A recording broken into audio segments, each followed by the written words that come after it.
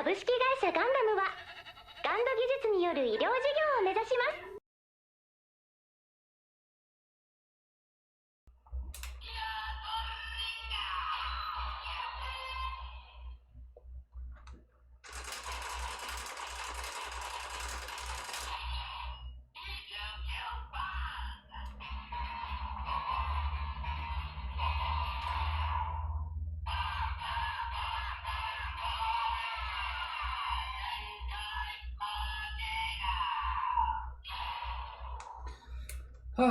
Hey guys, I'm so glad that worked. That was pop. Hold on.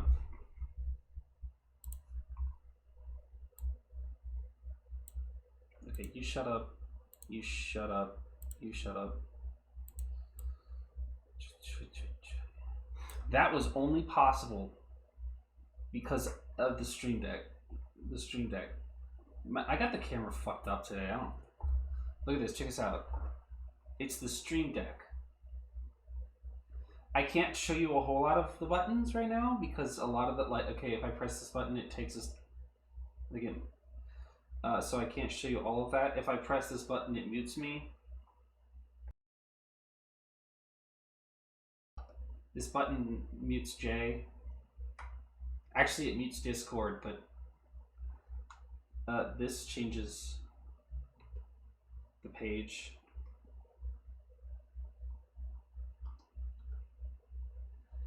This is the dick sucking button right here. Right here. This one makes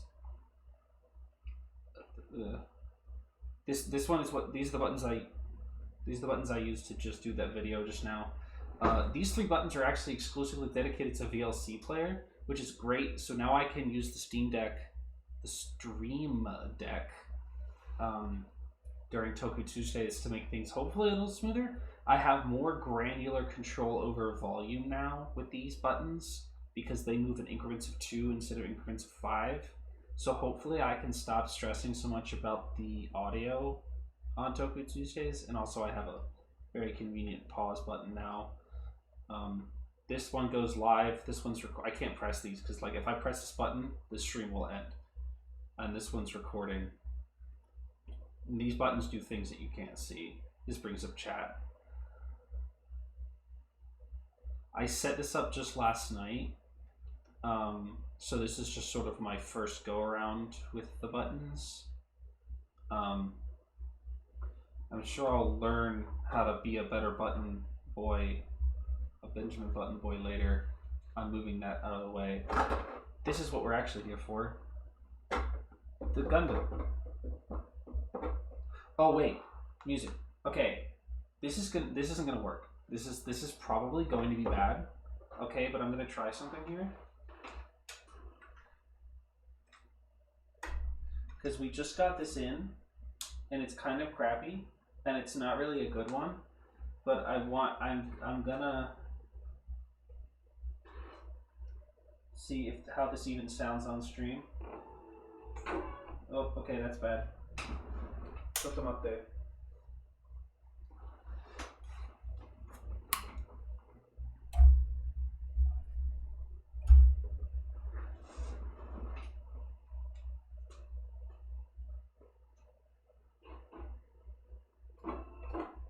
Okay, hold on. And let's stop for a second.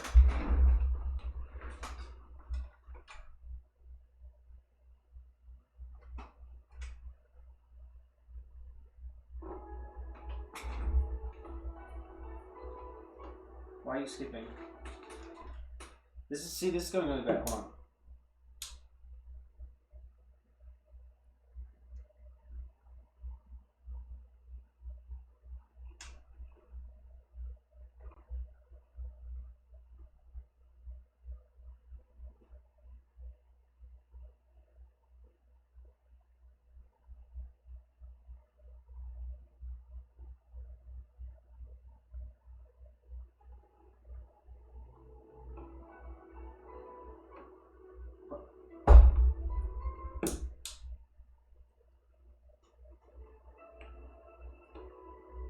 Are you seriously doing this right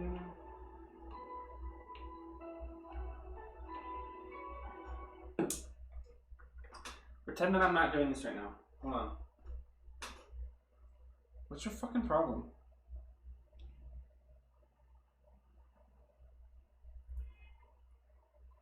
Why are you fucking acting like this? It was working fine before.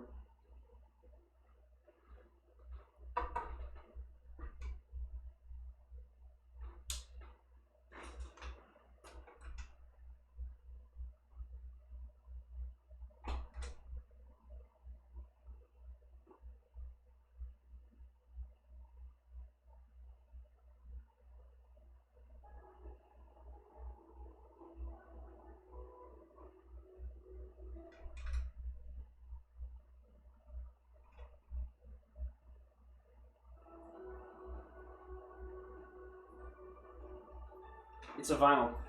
Can you hear that? Can you hear that? It's a vinyl player. Do you remember how I got the vinyls for...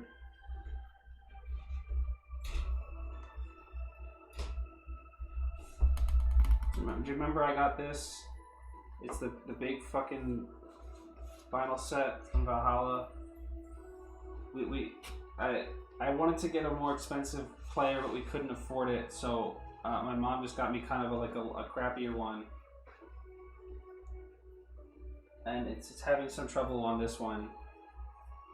But I thought maybe that we could do that as the music today. I don't know. Does that sound okay to you guys? I don't have my headphones on. I don't like hearing myself right now. I don't like this.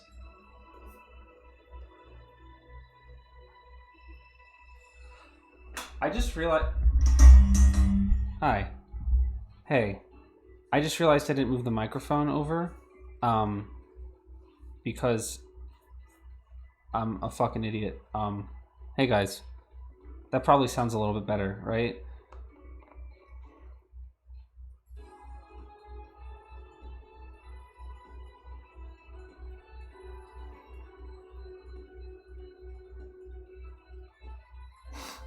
Anyway, so that was a colossal failure.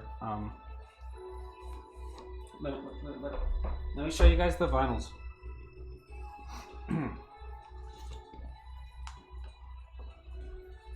Here. This is the first one.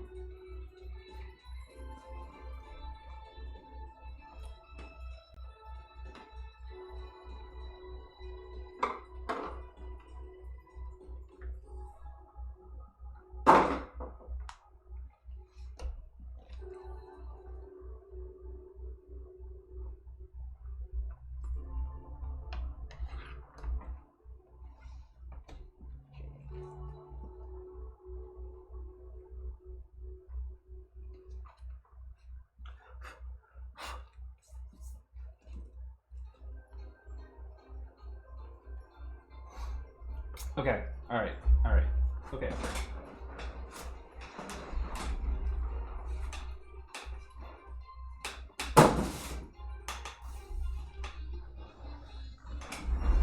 So, okay.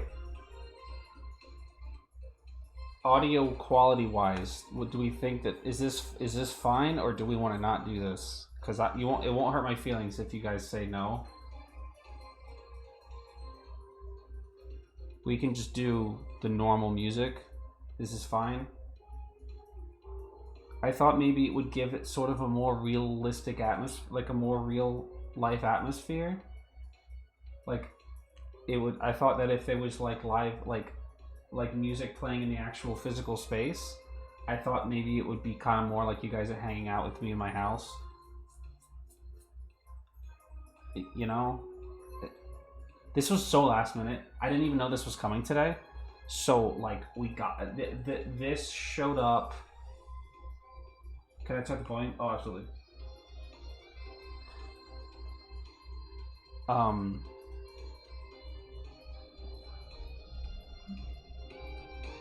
Is that good? Is that too loud? Hi, Pearl. This thing showed up, I don't know, fucking 90 minutes before stream started. which is partially why. Actually, that's not even really why I'm late. I was late because the trouble was because the camera was fucking giving me trouble.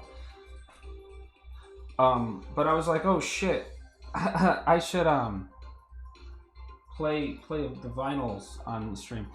I was thinking that if we liked this, if this worked and it sort of gave the impression that I wanted to, that you guys are physically in the same space as me, I wanted to get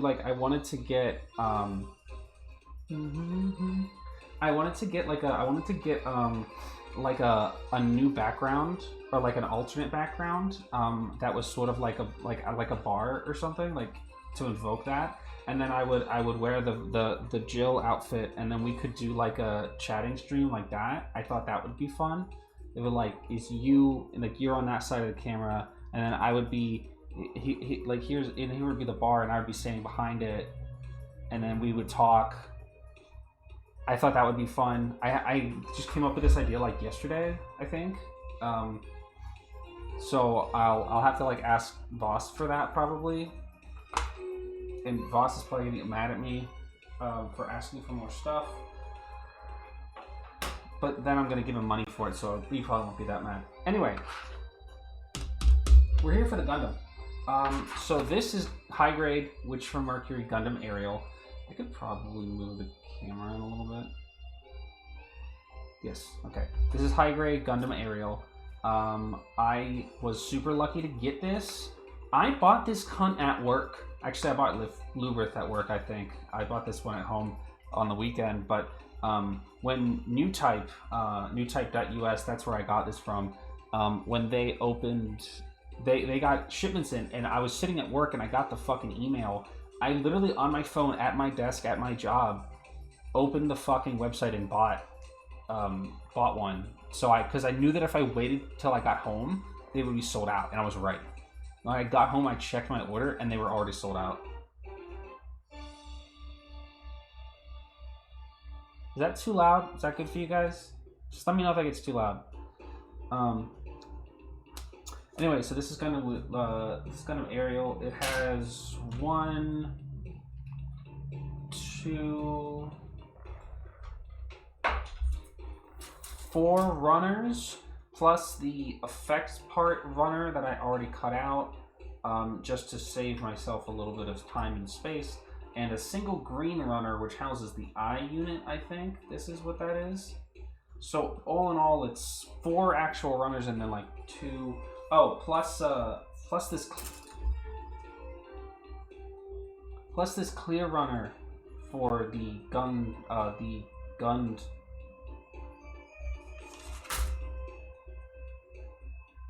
Gund format thing.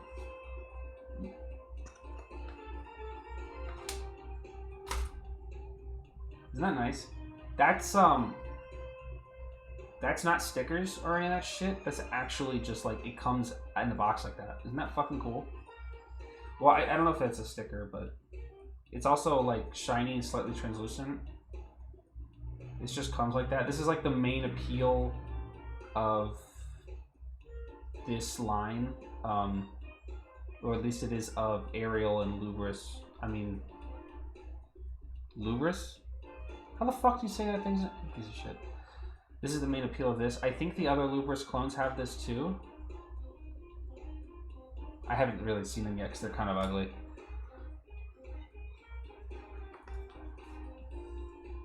Hey, could you not do that? I just saw my fucking PBS drop to 0, motherfucker. Don't do that. Oh, and worth mentioning.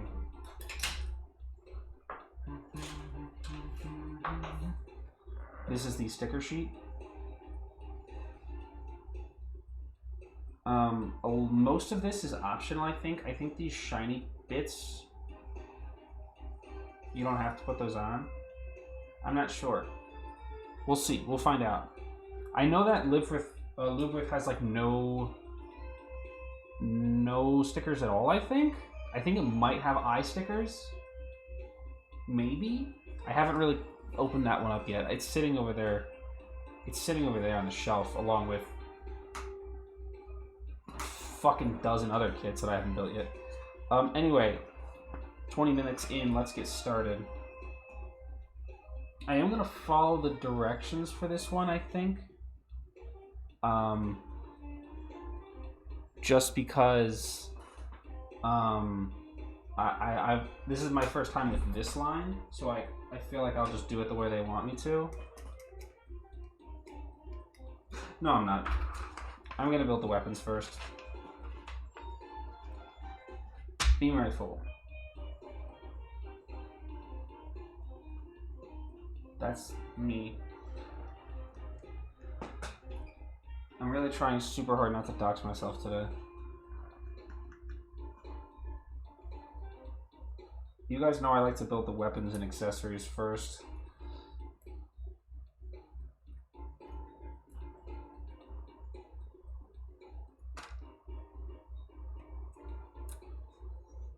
Oh, hey, Winter. How's it going?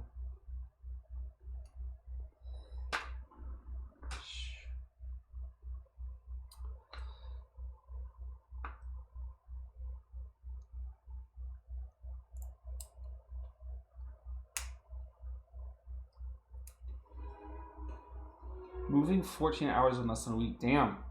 That's crazy. Good luck with that. I hope that goes well. Oh, good. It's time for a sticker already.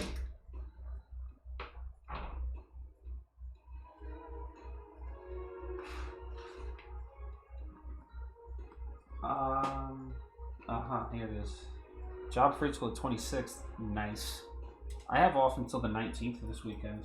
I mean, I don't work weekends anyway, but I don't have to go to work tomorrow and Monday.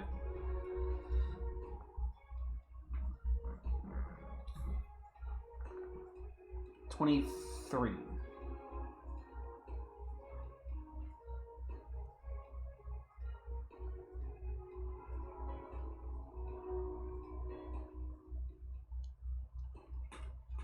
Yay, sticker! Yeah, it's not fun.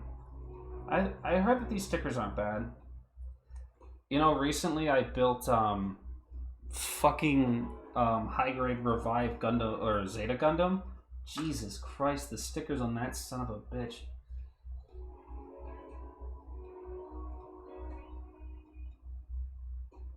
Seriously.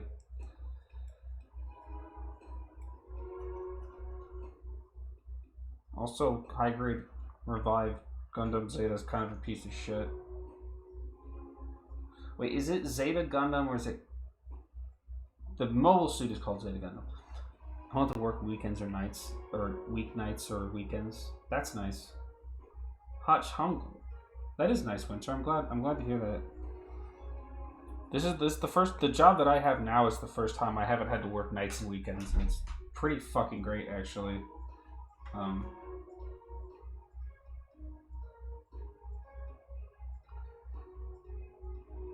That's cool. Has it actually done this in the show?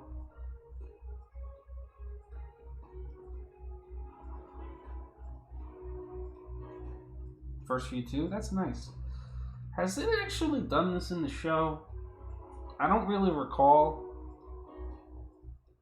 Ariel doesn't do a whole lot. Episode 9, it was using the rifle as a sword. Episode 9. Was that the fight with Shadek? That was the most recent fight, I think, right? I don't remember either, yeah. Yeah, I think you might be right. Saving it for the Christmas episode, that's right. Well, that's the weapons, actually.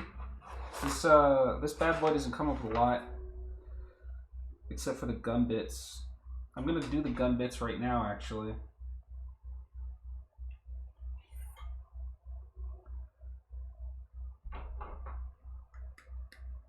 Yeah, the team fight, yeah. That episode was a whirlwind.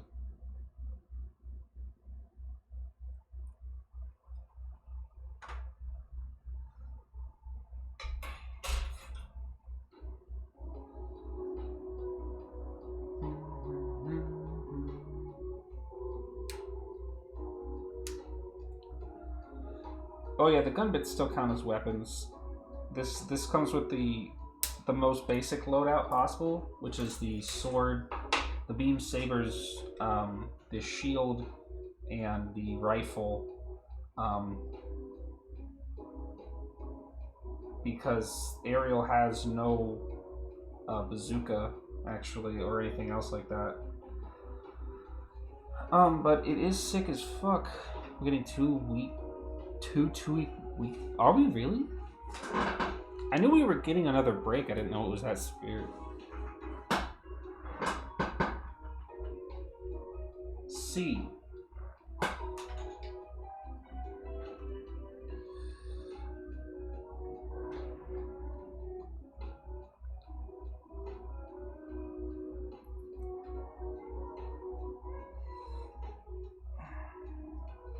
Ayo, doesn't the 1/100 scale Ariel come out next month?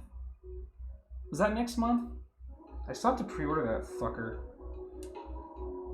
I'm not really trying to not do that this time because none coming this Sunday, yes on Christmas, none on New Year's, and core wraps up January 8th. Damn.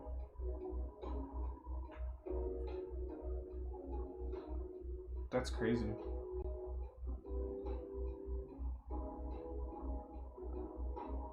This build feels similar to the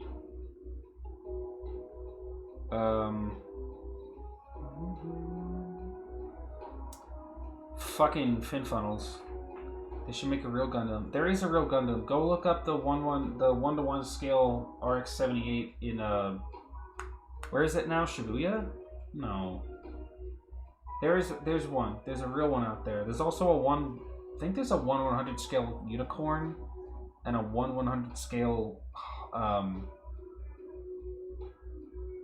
is it still in Yokohama? It is still in Yokohama. Yeah, it's at the Gundam base, right?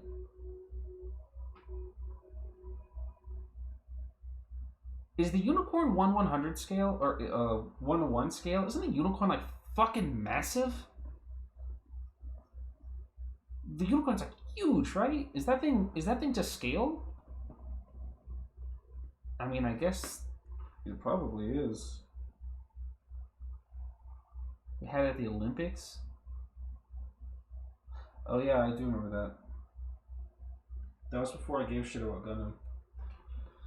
It's huge. I don't know if it's 1/1. I feel like the unicorn is fucking huge, so that would be crazy if it was.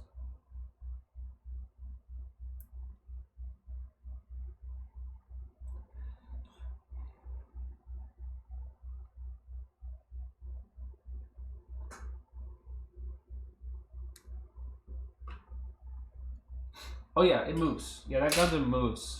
It's tethered, like it's tethered to the installation, but it does move. It does move around and shit. It like takes a couple steps forward and like kneels down, and then it moves back. It's pretty cool to see it. I say it like I've actually seen it. Like, I think it'd be pretty cool. I've seen videos of it. Oh shit, the record.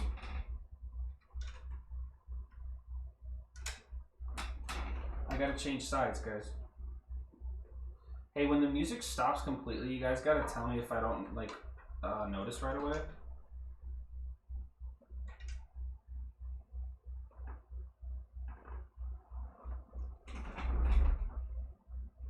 These vinyls only have like 5 songs each on them.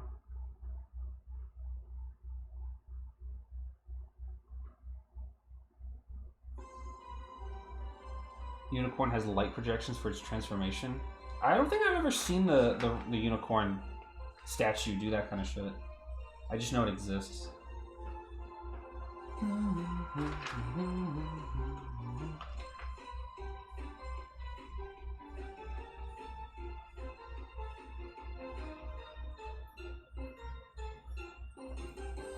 Is that loud enough for you guys? I keep asking that, but I'm just not, because it's just, you know, it's irregular.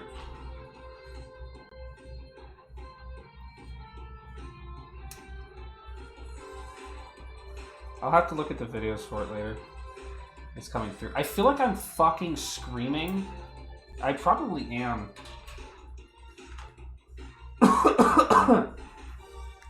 I probably am screaming a little bit. I'm used to having headphones on. I don't have them on this time, and I feel like I'm talking super loud.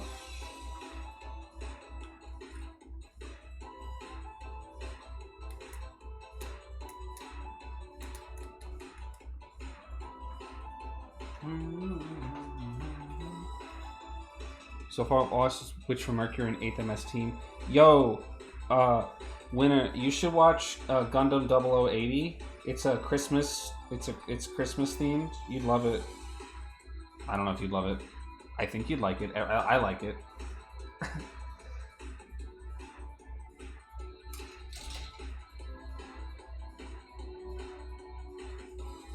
And nothing bad. Nothing bad happens in it for sure.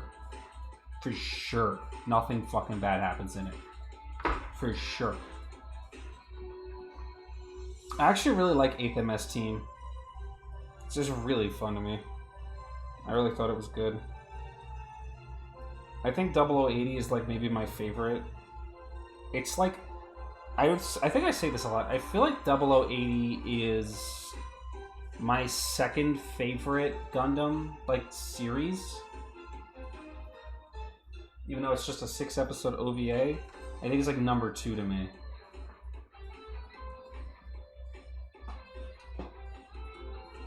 You watched Wing and G. You know what? I tried to watch Wing, and I got so bored, I cried. Yeah, Turn A is my favorite, actually, because it's literally the best, like, anime ever made, I think. Like, my number one would be Turn A Gundam, and then my number 2 would be 0080, and then my number 3 would be, like, G Gundam, actually.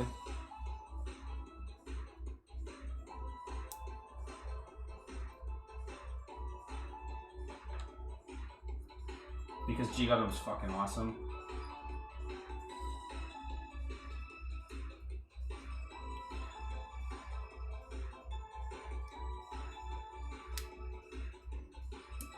G Gundam and Turn A are the best two because they have horse. You understand. You know what's up. They're literally the best. I still have to get the goddamn horse Gunpla, the horse Gundam Gunpla, for the horse. I saw the Master Gundam set in the store the other day, but I walked back on it. I talked myself out of buying it. Horse.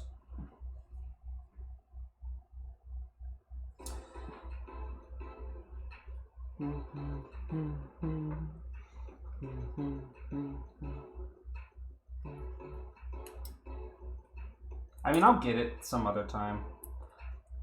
I'm probably going to go back to the model shop at least one more time this month because until like Christmas or New Year's, they have a fucking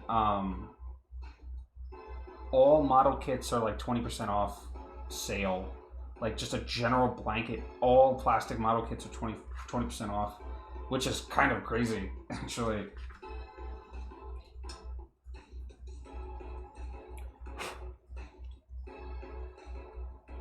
So I'll probably go back there, like probably next week or something before Christmas. See if I can grab something cool. I say like I don't have enough fucking shit to...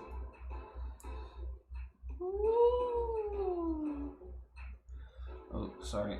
A friend I'm moving in with knows a good Gunpla shop. Ooh. The one that I go to it's called Hobby Town USA. It's like a chain, but they have like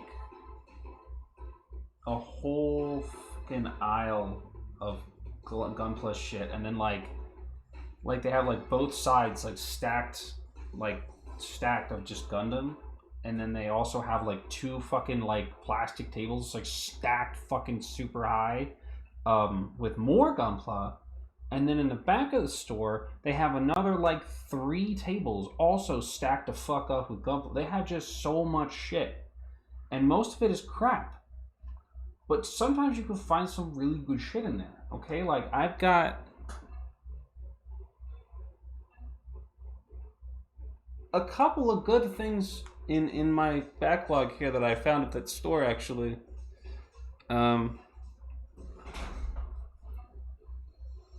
This jump scare. I found, y'all. You know what the fuck I found? Hold up. Check this out.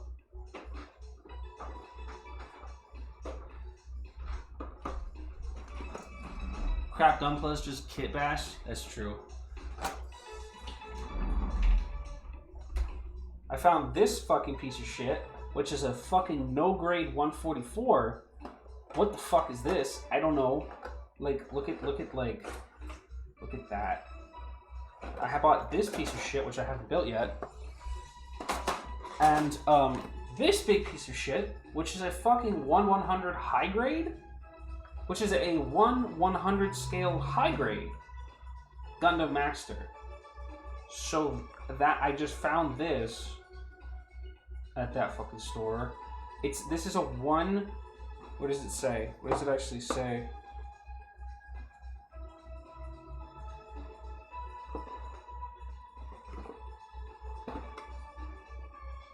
I'm not okay. Just trust me on this. This is a 1/100 scale, and it's a high grade.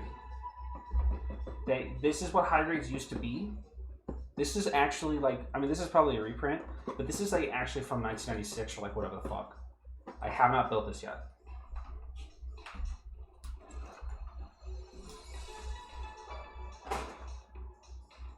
Oh shit! You guys want to see something else I haven't built yet that I'm actually I'm gonna have to do on stream at some point?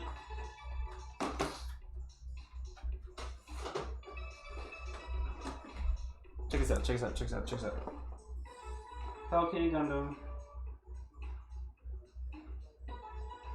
And the Hello Kitty Zaku.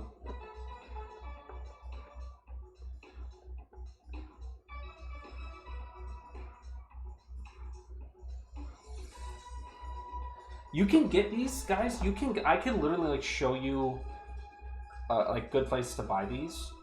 I've actually seen these at my local as well.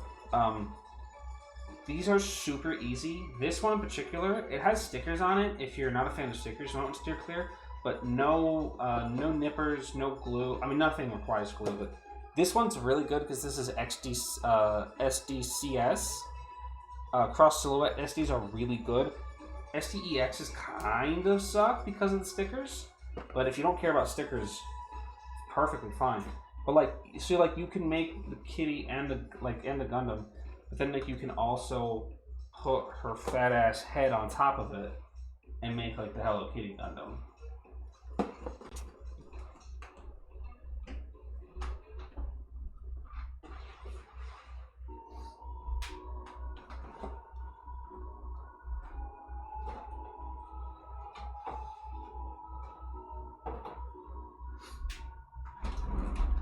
Anyway, I have plans to build those with Dove, my fiance. We just haven't gotten around to it yet. All right, let me scroll up and like look at the comments that I missed because Winter was saying something. Entry level, entire instant Gunpla is making cool custom shit. Cool custom Gunplas are cool. It's fun to make customs. I haven't really done that yet because I'm scared of it. Society's built off the back of crappy chain stores with entry-level hobbies. I would say that my stuff is like I feel it's like probably like entry grade for like plastic model kits, but like the thing about like Hobby Town is that a lot of like the majority of their focus is actually for RC cars. If you were to go to my local, you would see that about half of the shop is dominated just purely with RC car shit. You know, engines, wheels, fucking like casings and shit, like just all like RC shit. Like it's mostly an RC enthusiast store, and then the other half of the store is just everything else. They got like model train stuff. They got like 2 shelves of, or like 2 aisles of like plastic model kits that are like for losers. Talking about like that's mean. I didn't mean that. Like, you know, I'm talking about like your jets, planes, tanks, trains, cars, like you know, the adult stuff. The stuff that's really difficult and like sort of for like old-timey enthusiasts, really. And then in the back, in the corner, where they don't want to see you, is where they keep the anime nerd shit. And they have like puzzles, fucking Warhammer magazines, even though they don't sell Warhammer shit. They have magazines about 40k, but they don't actually sell 40k shit there. I don't fucking know why. But they stock like enthusiast magazines for fucking 40k nerds.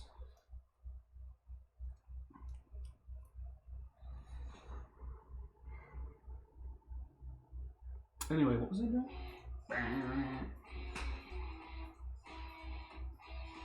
Is it the kind of shop that hosts 40k game nights? If they host 40k game nights, I'm not aware of it.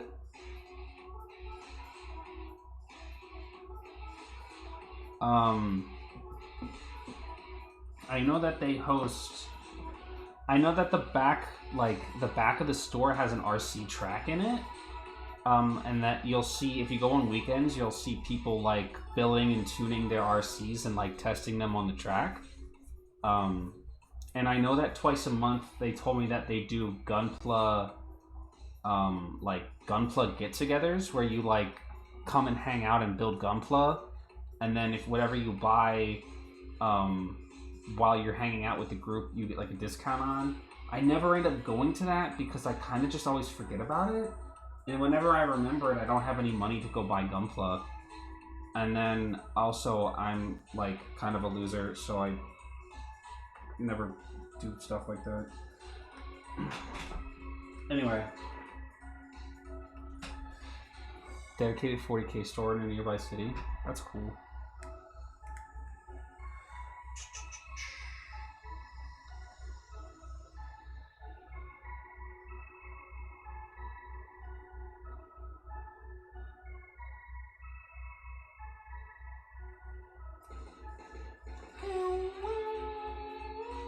The thing about this is like Stitch and Bitch Night, that's fucking cool. The thing about it is like what was I gonna say? Shit, what was I talking about? Oh, the thing about it is like this, like it doesn't. They honestly have a great selection of Gunpla. Like, I seriously, the only reason I would ever leave that store unsatisfied is because they don't have anything that I personally want. But it's never for lack of inventory. It's just lack of interest on my part. They have probably like 200 kits in there at any given point, if not more. But like, I've been around the city and even went up to Chicago to try to find anywhere with a better or different selection. And every other place I went to was a fucking massive disappointment. Except like one place that I found in Chicago that had Ultraman in it. And like they had a decent selection, but there was like nothing that I fucking cared about. And then also like every goddamn tourist trap store in Chinatown in Chicago has Gunpla in it. That was weird. And also they were all like so fucking overpriced, like crazy overpriced. Like I don't even like I couldn't even give you an example. Like they were like, because I generally know the price of most kits just because I'm looking at this stuff a lot. I was looking at shit that was like legitimately like double if not triple the cost. Like everything had at least $10 tacked onto it that was unnecessary. You'd see like a kit and I'd be like, I could get this for $22 at a normal fucking store, and it'd be like $35-40. And they're like, you are fucking insane. And I know that that's like tourist tax, but like I'm not a fucking tourist and I'm not buying that. Like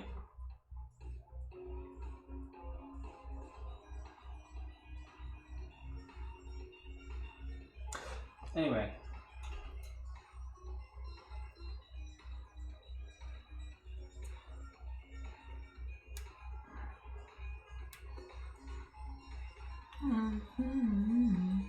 I'm honestly very, very thankful to have a well-stocked hobby shop near me in the city. It's only like 25 minutes away from me, really. And it's funny that the reason that I even know about it is, I don't know, maybe I would have found out about it somehow eventually. Like in a different scenario, but the scenario, hold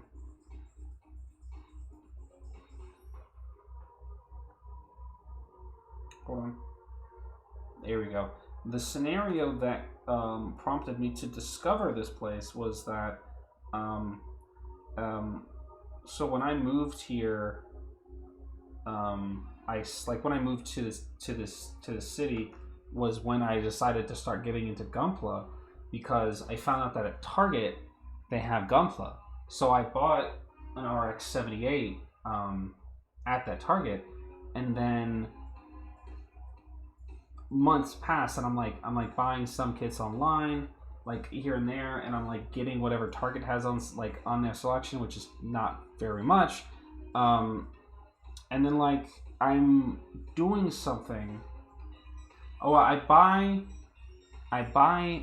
the entry grade RX-78, right? And then the part of the instructions actually asks you to snip off the safety bits on the horns, on the antenna, and I do that, and it works out. And I'm like, oh, I should just do that. So then I fucking take them to the RX-78, and I snap the antenna, and I'm like, oh no, I really am actually pretty attached to that model kit, and that sucks. So then I was like, that's fine. It's it's a $10 fucking high grade RX-78. I'll just buy another one. And then I go to Target, and they don't have any. Right? And I go to another Target, and they don't have any. And then I look online, and it's like, yeah, you can get one, but it's gonna like take like 2 weeks to deliver. And I'm like, sometimes I get this way about things where I just have to solve the problem as soon as possible, because I'm a psycho. And so I wasn't willing to wait that long. I just wanted the problem to be fixed right now, and I was getting like really weird about it. And then, so I'm like, I go to a Barnes & Noble, because Barnes & Noble will have model kits, right? Like, I'm like on Google, and I'm like searching like model kits near me, Gundam near me, and it's like, oh, go to Barnes & Noble. I go to Barnes & Noble, they don't fucking have it. They don't actually have anything. And I'm like, what the fuck? So I'm like on Google, and then I find like I find this hobby shop, and it's like, and I'm like 20 minutes away, and I'm like, all right, this is it. If I don't find it here, or it's like this is crap, and like they don't actually have Gundam, I'm just gonna leave. And then I walk in, and there's like 600 model kits there, and I'm like, oh no, this is going to impact me negatively. And then I buy another kit and walk out with a kit that I didn't even get in there for. I fucking walked out of that building with the fucking high-grade double Zeta instead of the fucking high-grade Gundam. Even though I had it in my hand, I found it. I found fucking high-grade Gundam. In my fucking hands, I had it. And then I'm like looking at all the other cool kits in there, and I'm like, oh my god, double Zeta. I was just like thinking about how cool that is. And then I fucking put it down. And I bought double Zeta.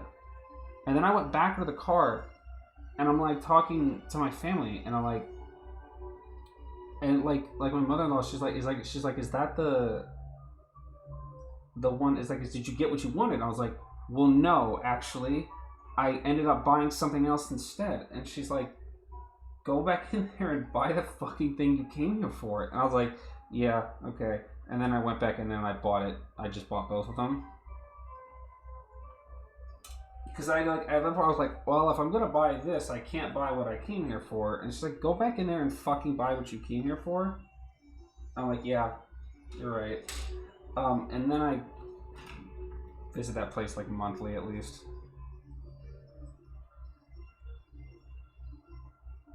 What the fuck? Where is this fucking part at?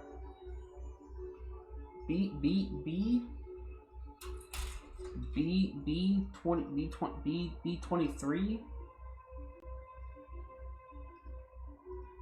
What the fuck is wrong with me? What is going on? There it is. What the hell's wrong with you? I was so overwhelmed by the situation that I was like, I can't do this. What I'm really glad about, though, is that I almost convinced myself to get a real grade RX-78. Because I was like, oh, I could buy the high grade. I can buy the exact same high grade. Or I can get a real grade for like a little more money.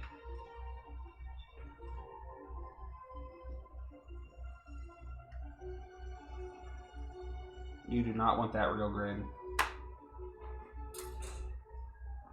It's not worth it.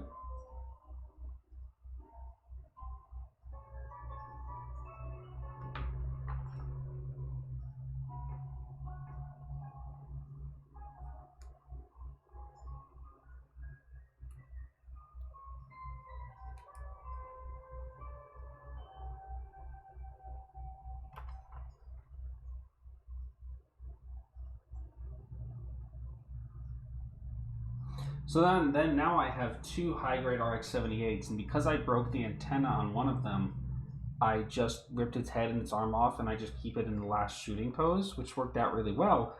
Because if it was any other Gundam, I would have just been screwed. But it just so happens that the RX-78 does have an iconic pose without its fucking head. So that was really fortunate for me. Of all the Gunpla to break, it would have to be that one. So now I have two high grades, and then I just got the one that we built last week, and then also I have an entry grade RX-78, and then I have the American flag entry grade RX-78, which I bought as a joke.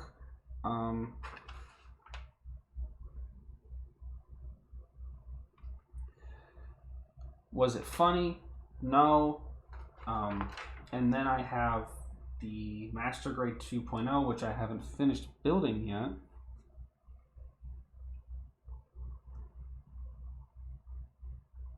And I swear to Christ, if I ever buy another fucking RX-78, I'm gonna cry.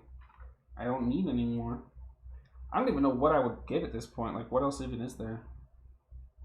I'm not really particularly interested in like the Gundam the Origin version. People say that it's the best one, but I don't really care. To be completely honest with you, I don't really... Oh, the music. Fuck. To be completely honest with you, I don't really like the Gundam the Origin aesthetic. Fuck.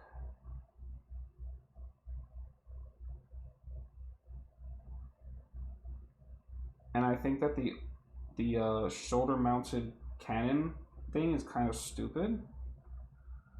Because that's just the gun cannon. I fucked this sticker up and I can't fix it. Whatever.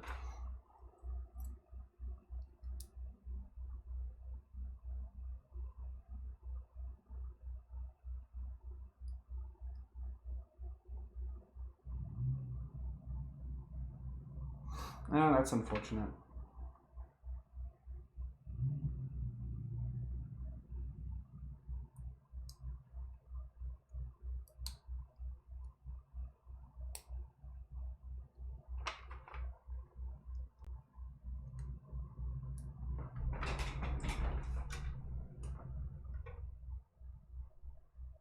Oh, I have to change the... Also, the vinyl is like this cool, like translucent blue. Isn't that cool?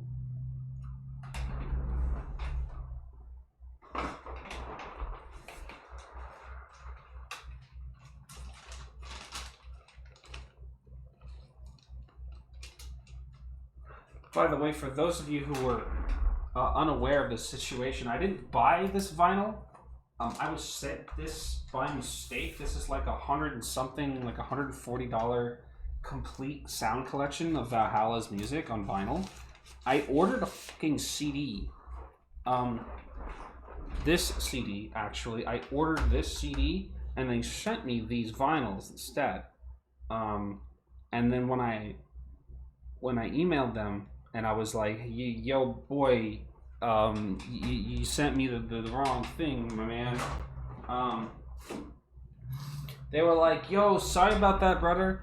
Let me send you the fucking CD for you know, no additional cost, and then also we'll give you a box to send us back the vinyls. And then I was like, no, sorry. I was kind of planning to, but I initially intended to. Okay, I didn't want these vinyls necessarily because at the time I didn't have a vinyl player, and I knew that buying a good one that's not this kind of crappy one would be expensive as hell. And I was like, yeah, sure. And then I like opened the vinyl up. Well, like I had already opened it because I was like trying to figure out what was going on. And then it's on my wall right now. But it came with a print that is this, but bigger, obviously. And this is so, it was so fucking beautiful that I couldn't give it back. And then all the art on the actual covers for the vinyl is so beautiful that I literally couldn't, like, I couldn't bring myself to actually give it back. So I just didn't. I know that legally if something is delivered, it's considered a gift at that point. Like I know that I'm within my rights to do so. I do kind of feel like a jackass for doing it, but whatever, right? Here's the second. Here's round two.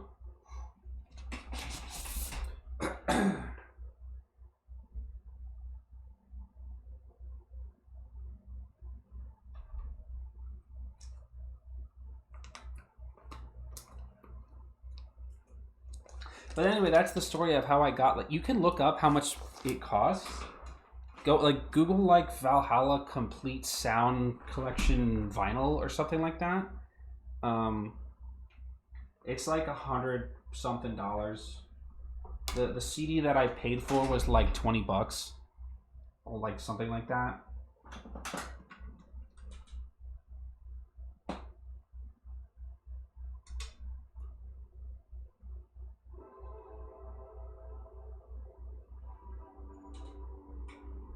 Anyway, back to it.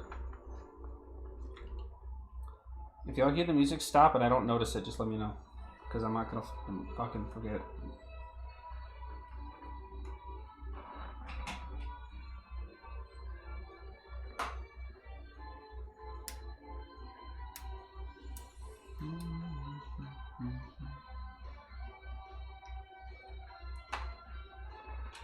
Is this... Oops.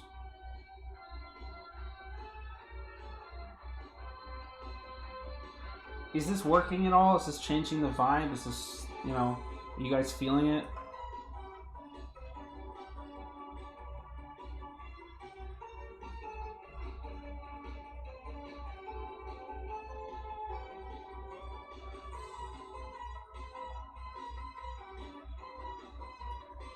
Do you feel like you're sitting on my fucking couch right now?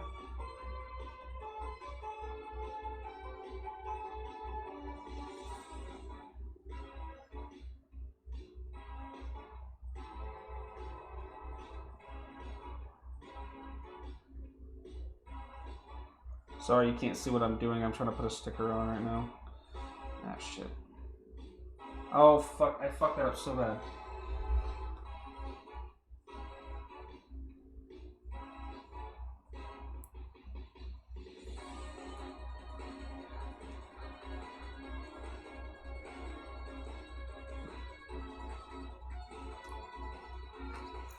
Let's not choke on that. I feel like an anime con is playing in another room. You know what? I'll take that. I just thought it would be more organic.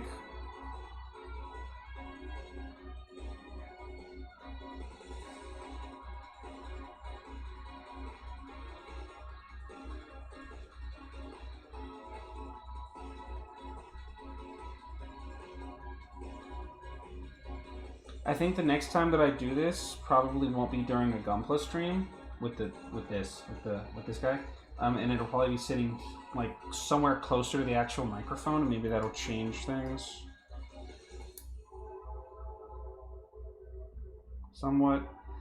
Okay, here's the shield. That took a long ass fucking time.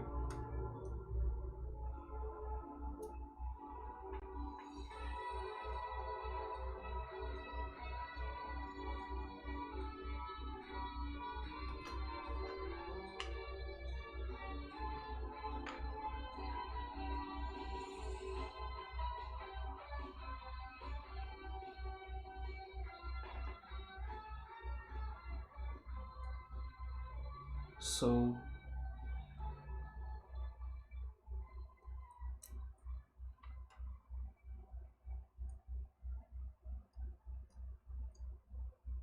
So you take these parts off, and then you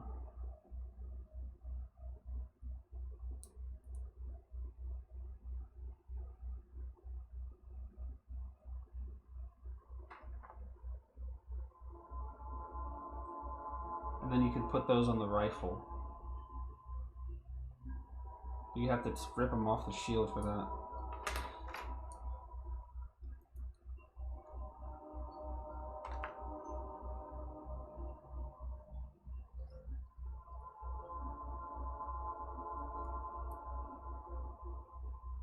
It is really cool, right? Super cool.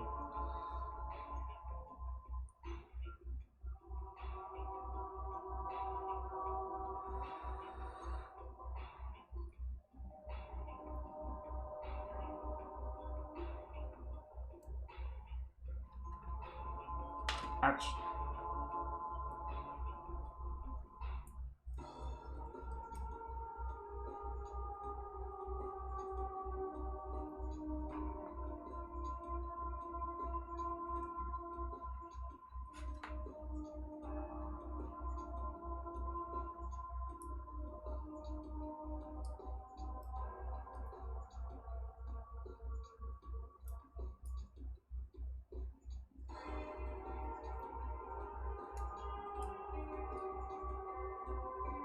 boy, if you don't get your ass.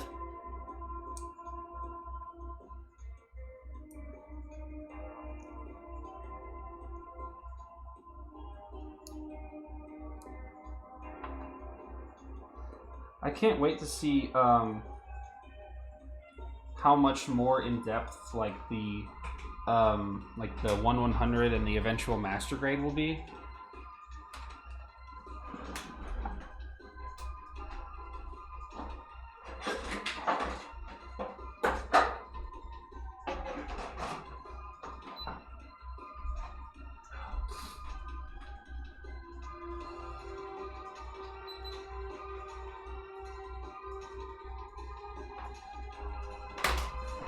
Ouch. Sorry, I had to plug the fan in because I'm dying. I'm struggling a little bit today.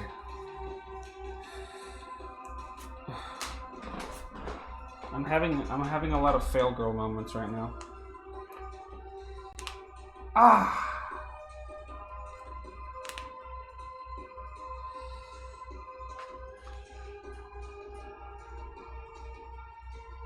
Push.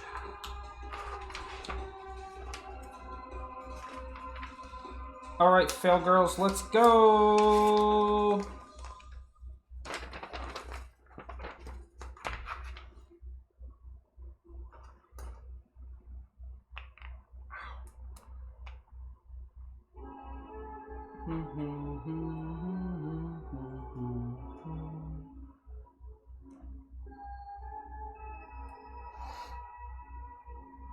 Hey, speaking of fail girls, this is literally nothing to do with that, and I don't know what I'm doing. Did you guys see that Persona 3 and Persona 4 have they actually started advertising now, finally, for next-gen consoles?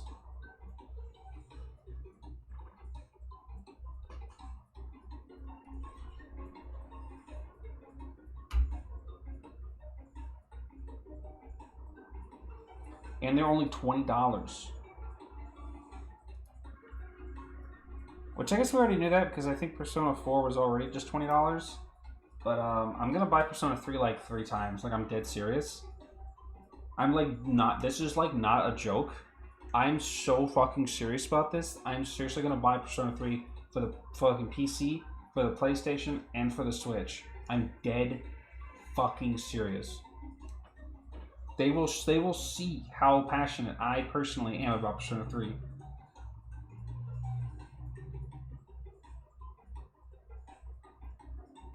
And you will buy it 3 times too. I will come to your house, I will break in your house and make you feel unsafe until you buy Persona 3 on every platform. I'm fucking serious. Okay, so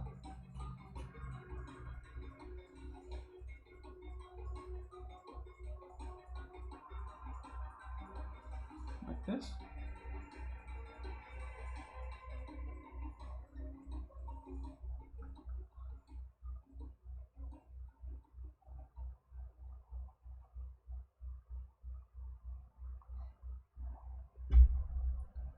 Also, Night in the Woods is getting a limited run physical collector's edition with a bunch of cool stuff that I might get because I love that game so much. I'll buy it on 2 platforms? Okay, well, do you even have a 3rd platform? You only have a Switch and a PC, right? You don't have a Sony or Xbox. So I'll let you go, I guess.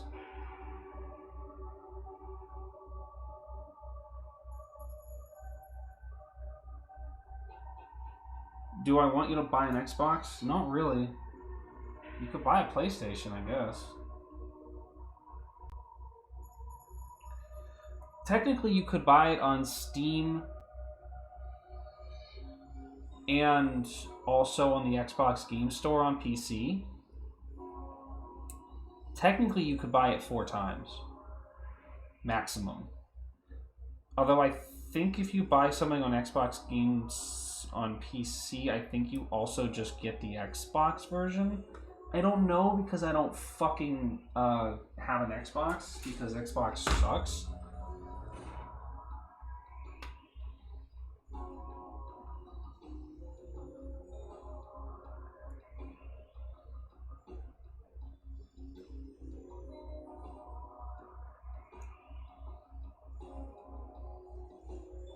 I will buy the game 3 times. And not only will I be buying it, but I will actually be streaming Persona 3. Despite my typical aversion to streaming 100-hour RPG games, because they take 100 hours and are mostly really boring, I will stream Persona 3 when it comes out. That's how much I like it.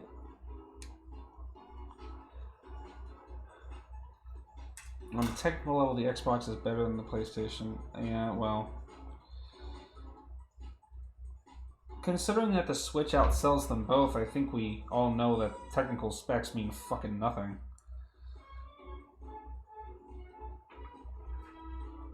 You know?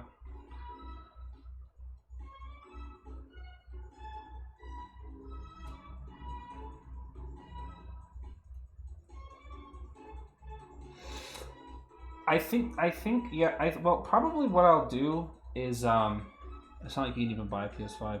That's not true anymore. They're actually, like, you could literally go buy a PS5 right now. I saw them on sale today. You could literally buy a PlayStation 5 right now.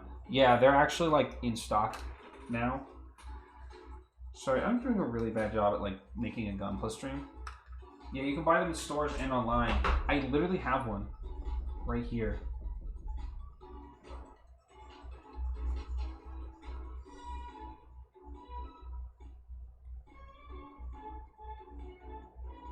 Look at that.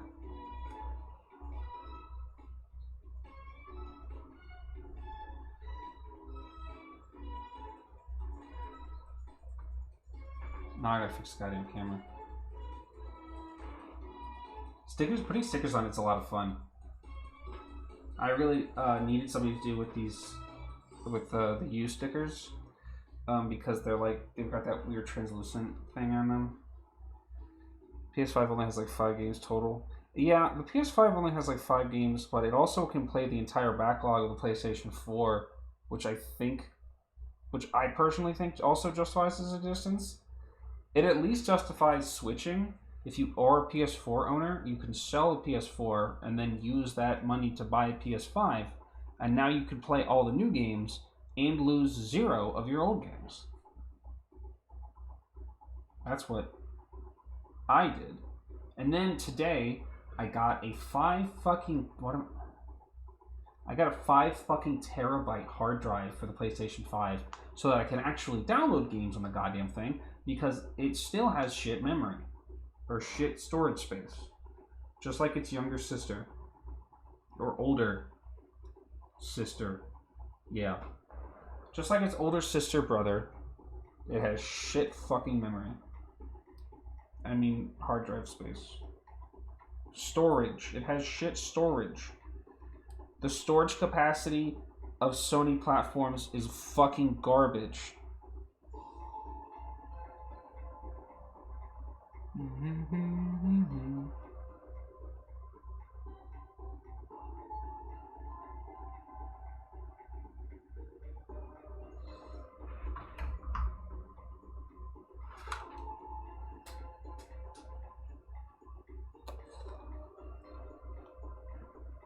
There's the head.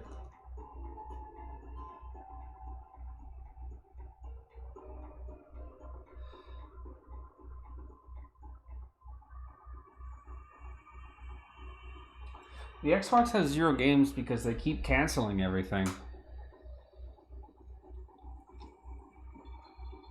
Or like making the games suck. Ooh, Xbox has Halo. Who the fuck wants to play Halo?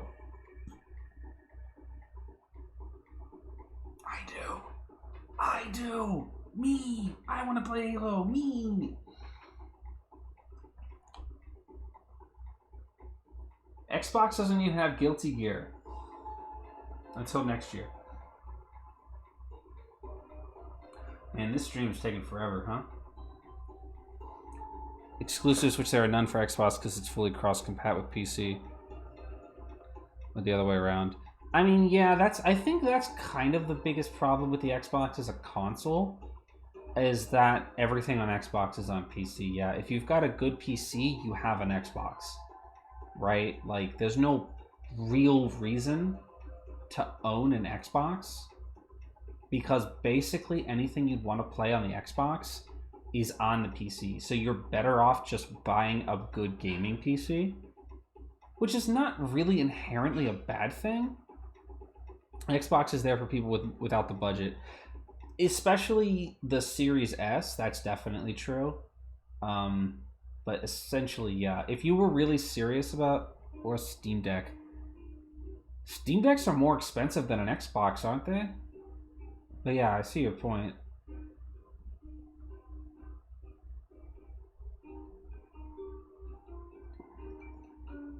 Depends on the version you get. See, I looked into that and I was like, maybe I could get myself a Steam Deck just for fun.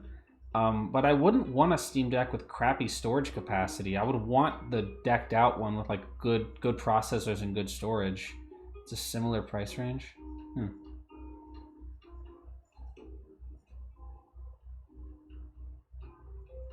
Of course, you could say the same for Sony these days. A lot of major Sony games are on PC now, but they at least have the decency, although I guess you wouldn't really call it decency, to make their games Sony exclusives for about a year or two before they dump them on PC. You know, Spider-Man, God of War, Uncharted, like that, you know. All of those enjoyed a long life as PS4 exclusives, to the point where, like, there's no monetary reason to keep them exclusive anymore, which I think Sony has really started to figure that out. Run something as an exclusive, and then run it for everybody else 19 months later, you know? Everybody's hyping the fucking shit out of God of War Ragnarok, right? And everybody who doesn't own a PlayStation 5 is just sitting on their hands waiting for it to be ported to PC. Or they can play the PS4 version, I guess. But, you know, whatever, right? But, like, I think that's Sony's marketing strategy now, and I think it's a good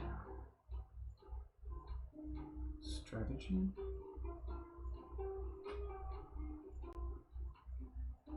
What am I looking at here? Exclusives don't really sell consoles anymore. Yeah, it's kind of just brand loyalty at this point. The top-end Steam Deck is about $150 more than an Xbox, which isn't a lot in the grand scheme of things. Yeah, that's a good point. That's actually a pretty good point. Ah, here we go. I knew I was missing something on the head. I thought it looked like different, wrong, or something.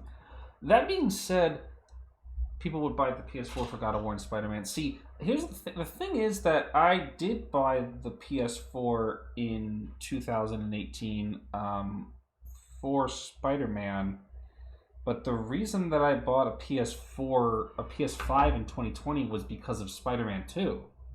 So I guess that still works. You know,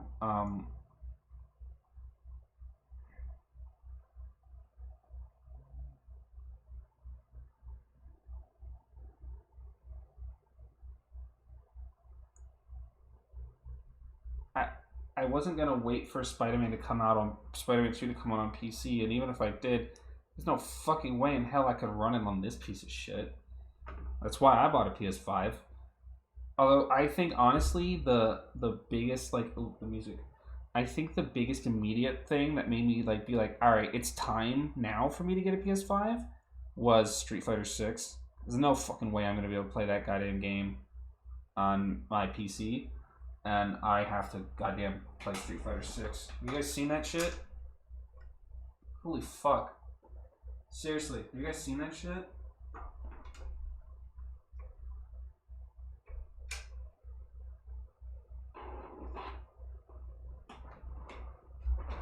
Fighting game community loves PlayStation. It doesn't even matter because it's crossplay. You could it's fucking crossplay from the start.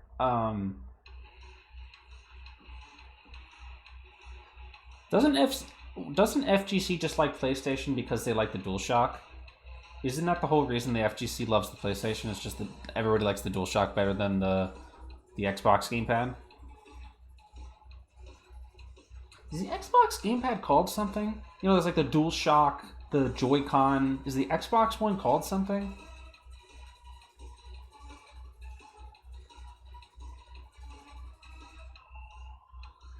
Dude just carrying their PlayStations around. Also more fight sticks for the PlayStation, mostly because of convenience.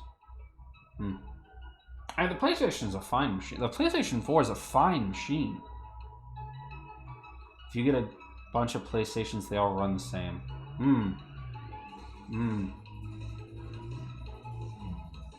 I'm having a good time with this music, I gotta be honest with you guys.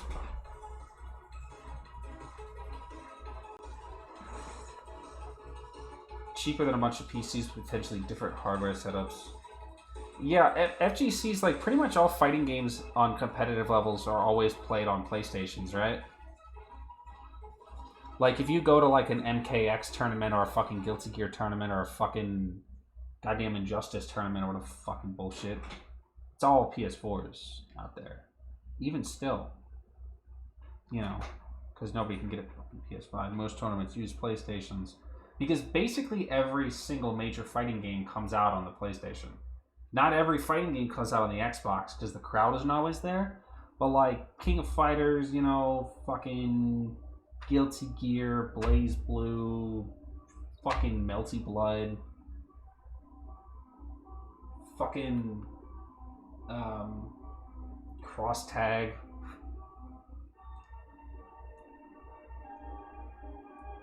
Fucking Fighting Hurts on the goddamn PS4 now, isn't it? The only fighting game Xbox got is Killer Instinct. Woo! Killer Instinct! I haven't played that yet. I want to play Killer Instinct. Next time it goes on sale, I have to buy it. Every time it goes on sale, I'm dead ass fucking broke. Every single time that Killer Instinct has gone on sale, I've been so fucking broke, it's not even funny. Didn't Microsoft kill Killer Instinct? Didn't Microsoft abandon Killer Instinct because they were having some kind of rights dispute or something? Isn't KI on Game Pass? Oh, it probably is, but I don't know. I don't pay for Game Pass. I like to own games for the most part.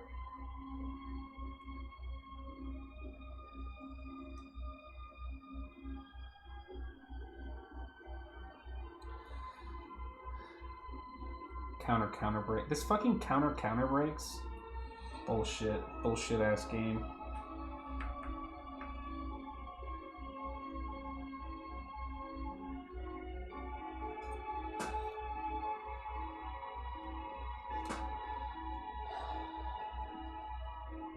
Yeah, I think I remember watching the What Happened on Killer Instinct, and it was like, and the devs were like, yeah, we had like more content planned, but then Microsoft basically told us to hit the fucking bricks because they were having a rights dispute about it or some shit.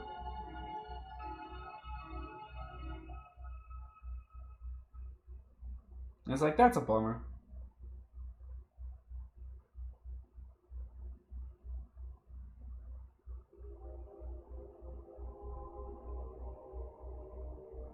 What the hell?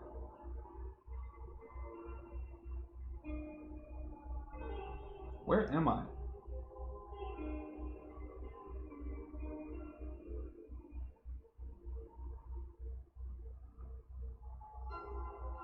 Oh, because that's not a piece. I'm seriously... I like blacked out for a second there, like legitimately.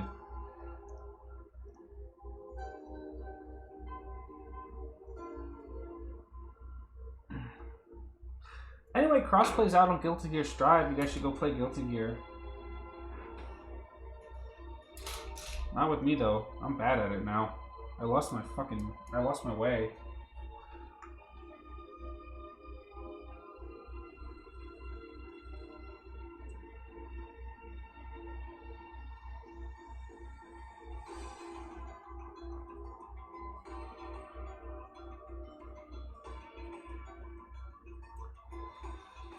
You know, Winter, I fucking showed Val the patch notes for Baiken getting buffs, and she threatened me with a good time over that. She told me she wouldn't be gentle, and I was like, ooh.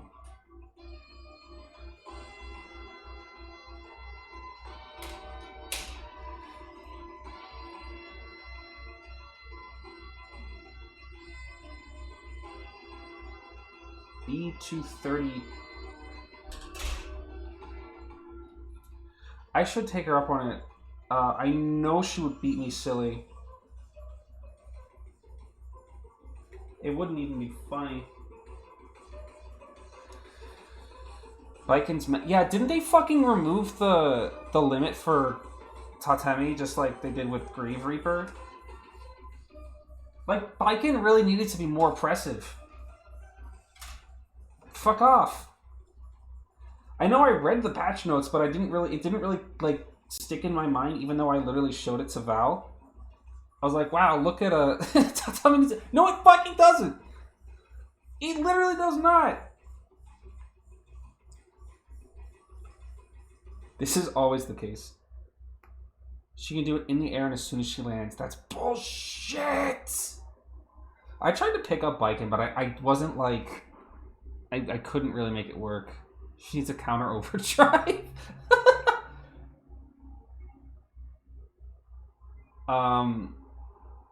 Isn't her fucking shut the fuck up. Isn't her her ranged super kind of like a reversal for that? If you don't, because it has full body invincibility, right? So you could probably use it like that.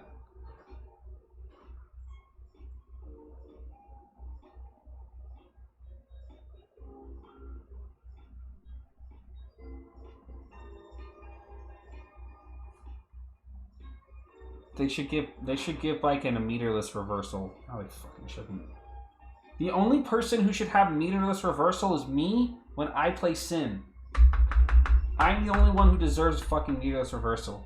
I'll tell you how many fucking people seem to actually forget that Sin's Dragon Punch is good.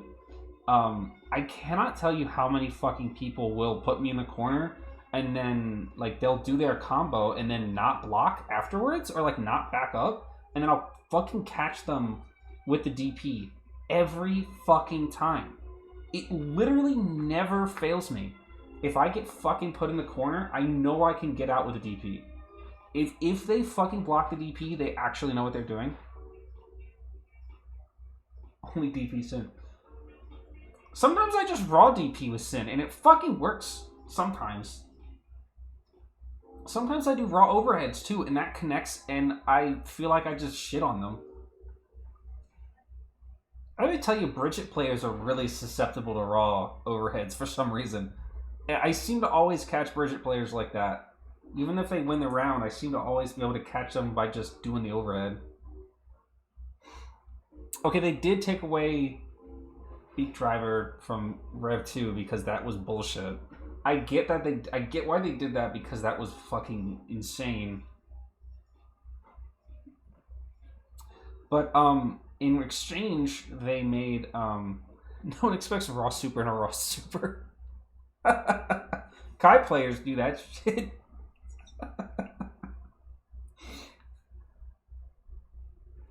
You really truly haven't lived until you've seen a Kai player do fucking raw Sacred Edge into raw Ride the Lightning. You haven't lived until you've had to deal with that. I don't fucking raw super because I always drop the fucking input. I only use super after I do Sin's Tyrant Rave after I confirm, but I don't even like do it to finish combos. I get so hyped about using the super, and I'll just like connect a 5p and then just do the super. Huh? Are you talking to me? What the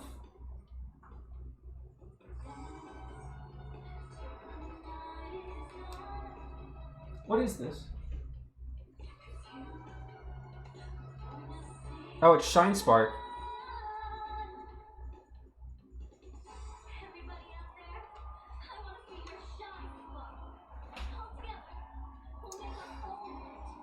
Can I?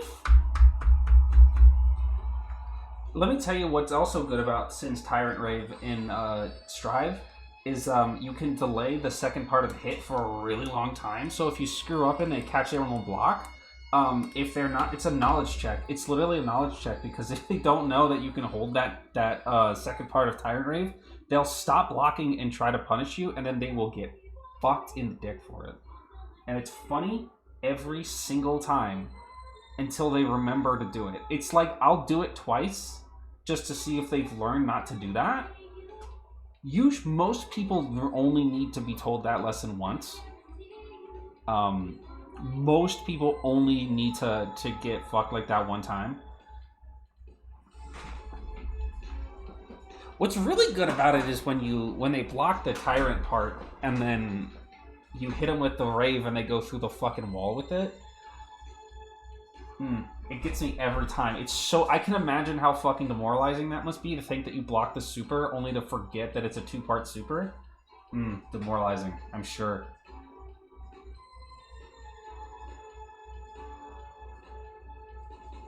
Put stickers on it? Oh. Thank you. Oh, let me get some drinky. Anyway, they took Sin's 236 out and like made it like mid, but his low sweep is fucking great. I'm addicted to it. I'm so dependent on Sin's fucking low forward sweep super or his special. I forget what it's called. The 236 kick. I'm so addicted to it that when I try to play other characters, I forget how to function without the movement option or like the pressure.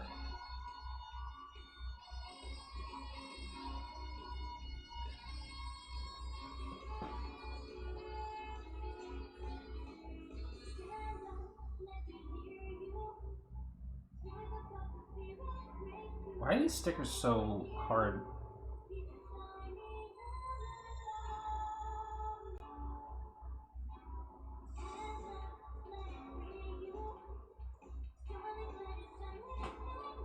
I feel like these stickers are way stickier than the old stickers are. How many times can I say that before it stops meaning anything? I like that we're talking about fighting games now.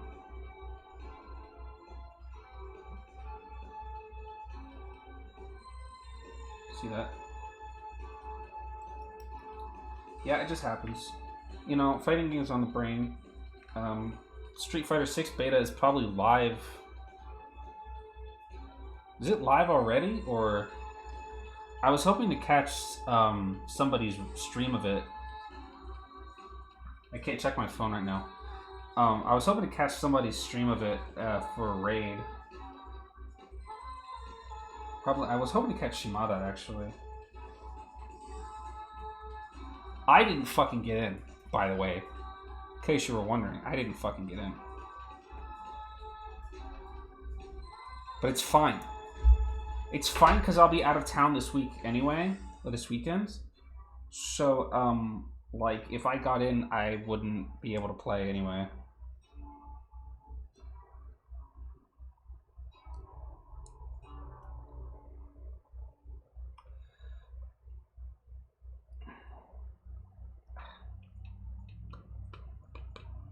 I feel like you have a good mindset for fighting games. I wish I had that mindset, Winter. I lost like every match that I played last night, and I got like super fucking pissy about it.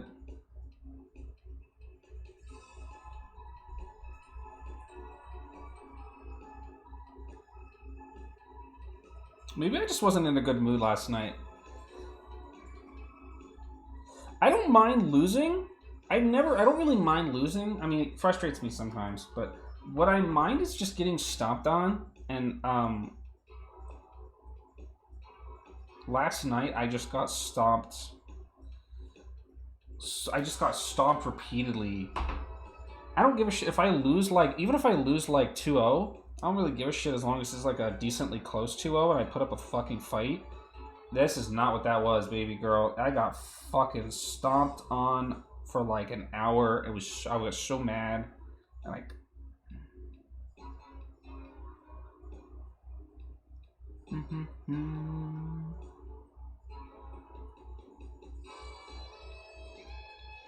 I don't like it wasn't even a really sure, Pearl. I'd love to play Street Fighter with you. Cause I don't know how good you are at Street Fighter. I fucking suck at Street Fighter. Streets.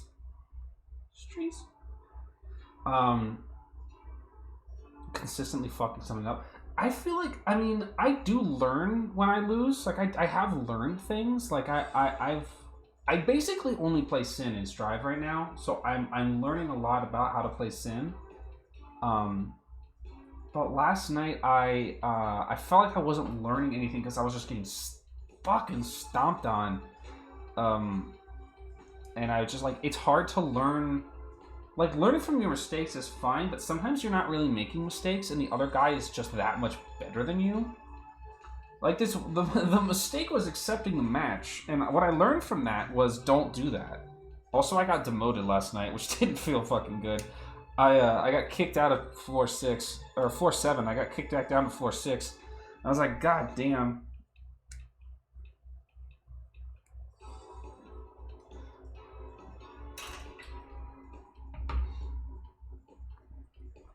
But like, so sometimes you're not really getting demoted in Strive sucks. It sucks less now, but you guys remember how it used to be, when like if you go, you know, you set up right, and you get fucking stomped in the first match, and you're like, all right, I've learned what they're doing. I'm gonna come back in the next match, and you hit that fucking rating update, and you get kicked out, and you don't get a chance to like unwound your goddamn pride. It's fucking terrible. Because that's literally what happened to me. I got like stomped on by like a Geo player. I got like stomped on by a Geo player, and I was like, no. I know how to fucking do this. I can fucking do this. And then I got demoted and got kicked out. I'm like, God damn it. But now it doesn't do that anymore. As of today, Strive does not kick you out until you're done with the set, which is nice. Because it really feels like getting kicked in the dick. It probably felt like getting kicked in the dick too when it ended, and the other guy leveled up, and you'd be like, "Oh wow, he beat my ass so hard he went to the next floor." Thanks. But it's fine. It's fine. Pearl, who are you gonna play in Street Fighter 6? Oh, you played Geo? God damn it. I kind of hate you just a little bit because I hate fighting Geo so goddamn much. I should just learn Geo. You play Geo in Ram. Oh my god. Fighting Geo as Sin is so fucking hard for me. Because the 5... Well, it's not just because the 5P whiffs on standing. That does make me want to die when I whiff 5Ps when you're just standing there. I literally just... Geo just kind of does what Sin does, but faster and better.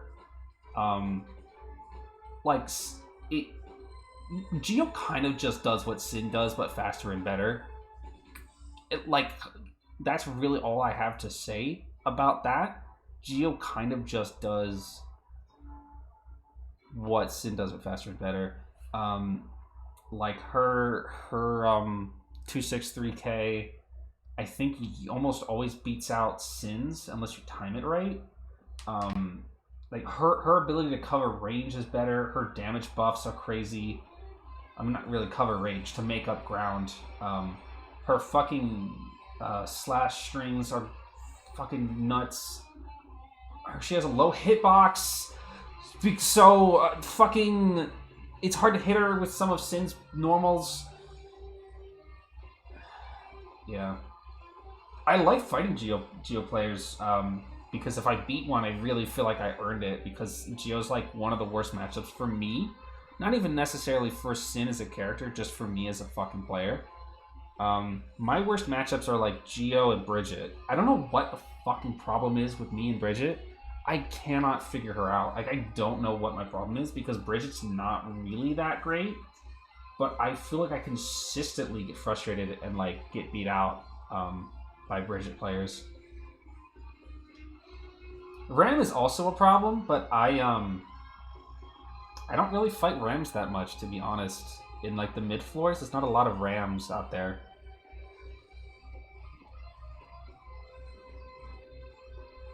For me, playing a rushdown character, Ram did get nerfed. Fuck her. Fuck you, Ram. You deserve that, motherfucker. I think her 214 slash string got nerfed, right? Those consecutive punches that she does, I think those got nerfed, right? Because that shit was fucking ridiculous. Yeah, Hereka, yeah, that's what it is. Hereka got nerfed because that shit was off the fucking chain. Yeah, it's more unsafe. That's right, yeah. That was bullshit. For me, the problem with Bridget is it's kind of almost like the same problem I have with Chip, but in reverse, where I can't fucking pin Chip down. I can't get inside Bridget's fucking range, or I can't get Bridget in my range. Bridget really is great at keeping Sin at just the right just the right distance away that I really can't do anything without moving in an unsafe angle. And also every Bridget I fight is really good at anti-air. I don't know why. I don't know why Bridget excels at anti-air.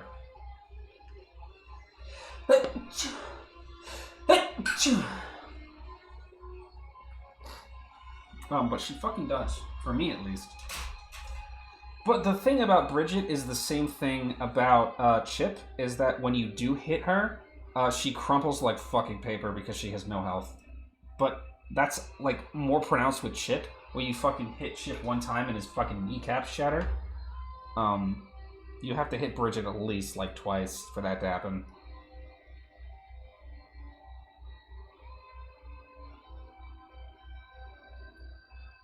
Thank you. I fucking hate fighting Melia, though. Melia's... I don't fucking even... I don't even know what to do with Melia, to be honest with you. Bridge Melia is slightly higher. Yeah, Chip has the lowest HP in the entire game, which is evident when you fucking hit him with one super and he dies. Melia is my Geo. Oh, Melia sucks. She just does... Her high-lows are fucking garbage. And I don't like fighting Melia. I don't fight her very often, though. You don't see too many at around my skill level. You know what I also hate fighting? What, since we're talking about things that I fucking hate in Guilty Gear, I hate fighting. How does this work?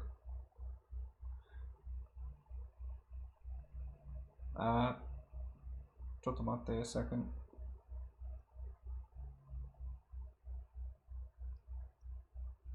Ah, here we go.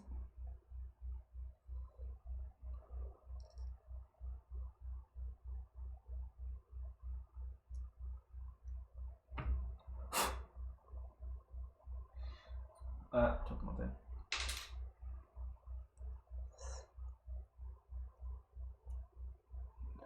Mecha, you should play more. It's really good. It's a really good game.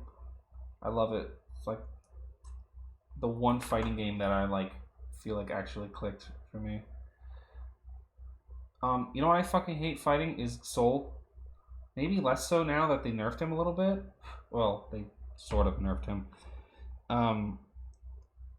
Shit. Soul is another character that I feel like everything that Sin can do, Soul does better. Kind of thing. I feel like I struggle to get in on Sin or to get in on Soul constantly.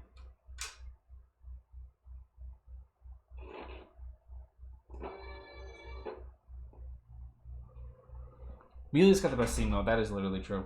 That is like legitimately true.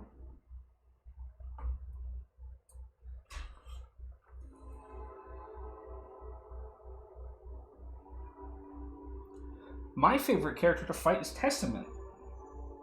At least it was before the buff. Hey Nova, it's, you know what? The build is going super slow because I'm really chatty today, apparently. But it's going fine. I've been here for almost 2 hours and I've gotten nothing done.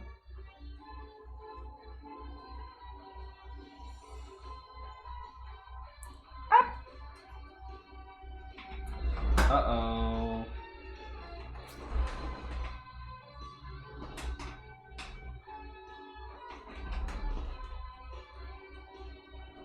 Uh-oh. I dropped a piece.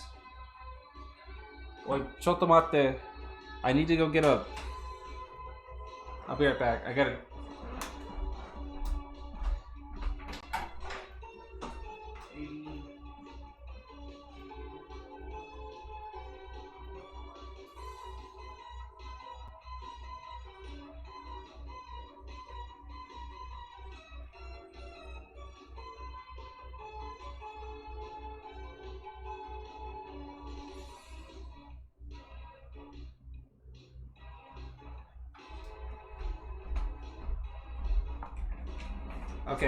Okay. Ugh. I just gotta find it. I found it. I'll be right back. Again.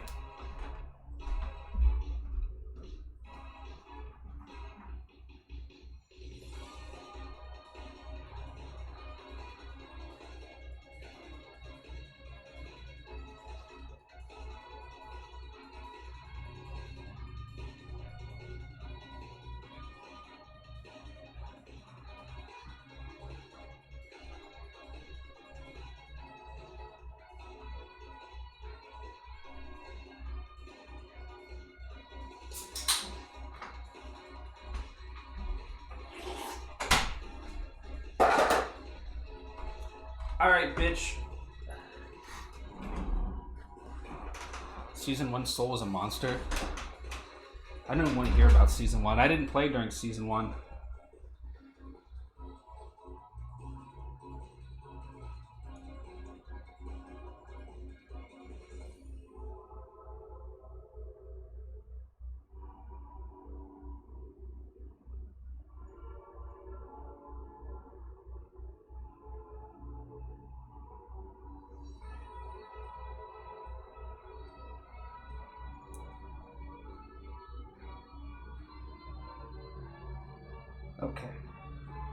Okay. Oh yeah, I like forgot about, yeah. I also want to play Marisa because I'm horny. To be honest with you, Other than that, I'll probably pick up Ken because I usually like playing Ken.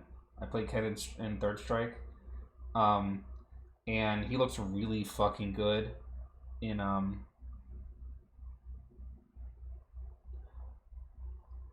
in this game in Street Fighter 6. There we go. Yeah, she can fucking armor break. She can drive. She's so far the only character that we've seen that can break the drive.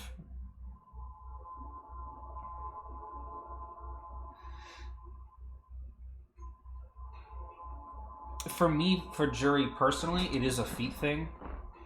To me, it's a feat thing, but I respect that you want to learn the character because you think the character is cool. I just like her feet. You know, it's I want to learn Ken. I mean, I basically already, everybody kind of knows Ken. I like because she's mean and her feet are out. Like, it can be, you know, it can be both, right? Like, I like it. Sometimes it's both. You like, it's like, anyway.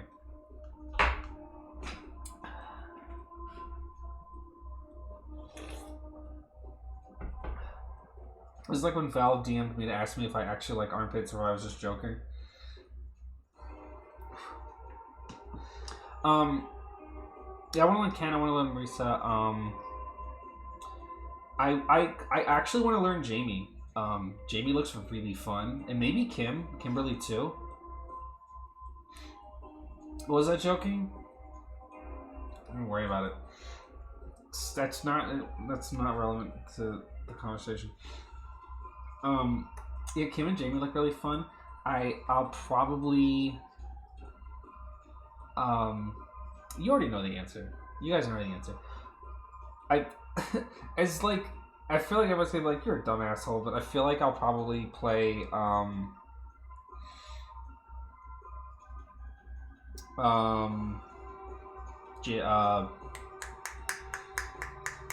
Luke. Jesus Christ. I think I'll probably play Luke. I would like to play more than one character. I would like to not repeat my mistake. I don't hate Luke. You know, I think his voice actor is really funny. I think he's an alright character. I don't really have a problem with him. I also didn't play Street Fighter V, so I have, like, no negative experiences with Luke. You know?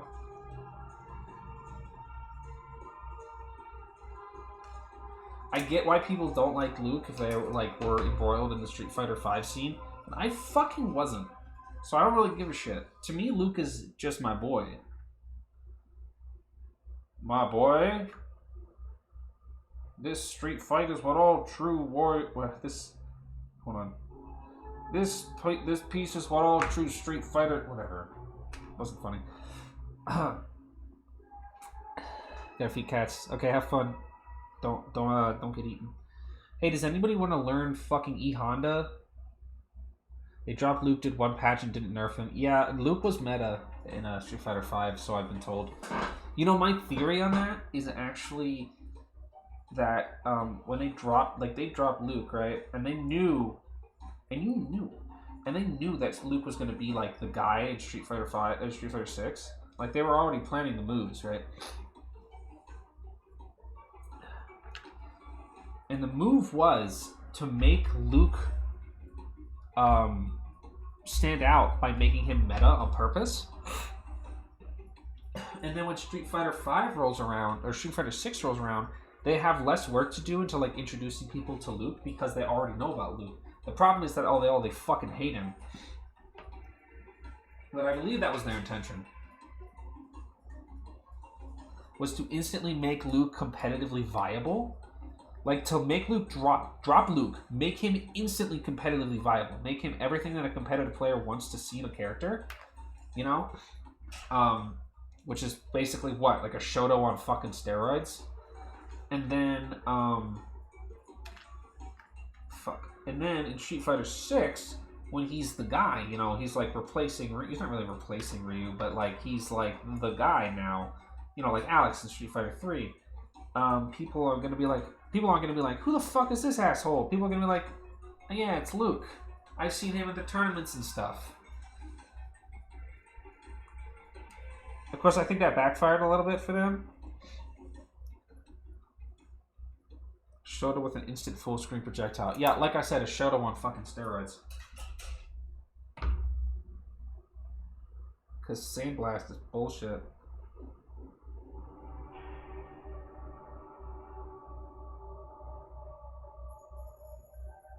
I mean, where the...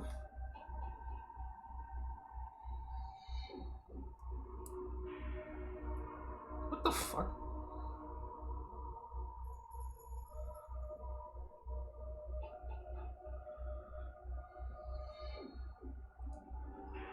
Oh, okay, here we go. Gotta save up for Armored Core 6. Girl, Armored Core 6 ain't even got a release date yet, do it? That shit probably ain't coming out for a while.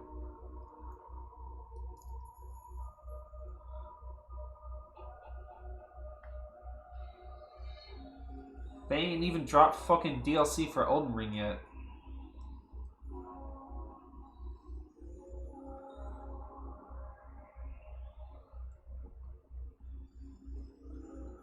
Don't say that shit that they just did doesn't count, because it don't count. You know what I'm talking about. I'm talking about real DLC.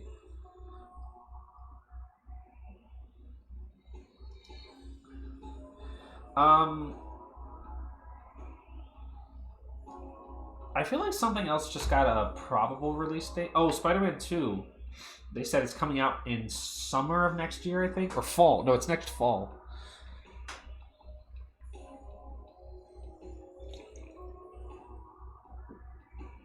Elden Ring DLC will probably drop for summer and Armored Core will be for winter.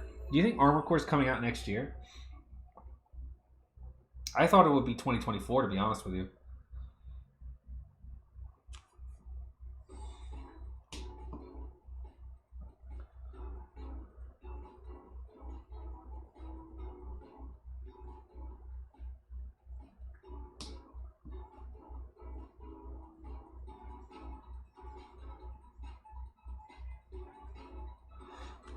Anyway, here's the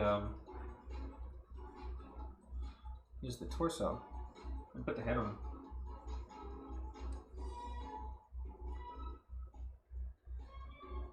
Spider-Man 2, the video game.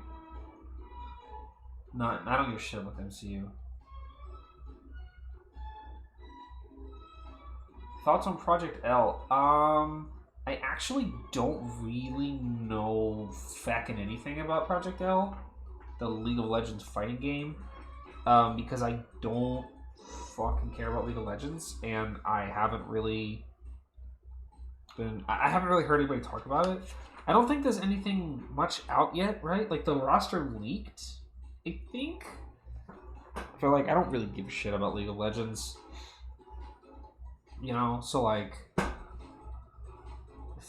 it's gonna be tag. Oh yeah, right. It's a fucking hyper tag fighter. Like, it's like some MVC shit. That's fucking crazy to me. I remember hearing about that. I'm like, that's fucking whack. It's like, why the fuck is it a tag fighter? See, but you could show me the roster leak and I wouldn't know who any of those fucking characters are anyway. Like, legitimately.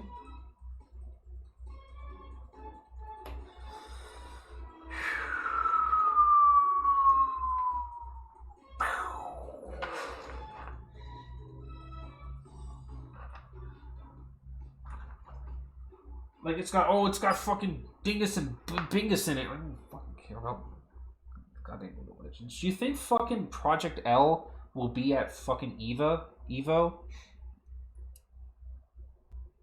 Why do I say Evo? You think it'll be at Evo? You think it'll be at Evo instead of Smash? Community response, they got some FG people on board. Why is it that every time they bring on fighting game people, it somehow turns into a fucking tag hyper fighter? It's the same shit that happened with Battle for the Grid. Are they getting the same with fucking people on there? Stop hiring fucking fucking Capcom or fucking MVC players. The same motherfuckers. It does make sense. They want to do like team synergy, like the MOBA. Like I get that. I'm not even necessarily complaining about it. It's just funny that you're like, yeah, they got some fighting game people on, and they made it a fucking Marvel vs. Capcom 3 clone because they really just want to play Marvel vs. Capcom 3 again.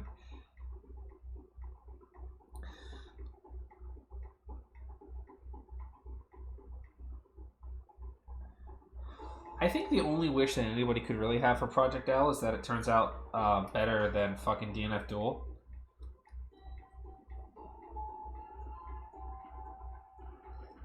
Which is a pretty low bar to clear, but wait, is Project L gonna be free? Did I hear that? Is that a free fighting game? Or did I just make that up in my head?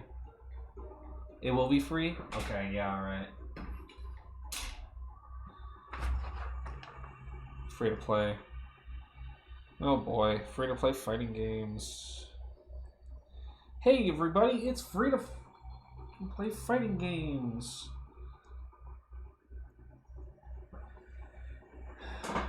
Typical Riot game shit, yeah, exactly.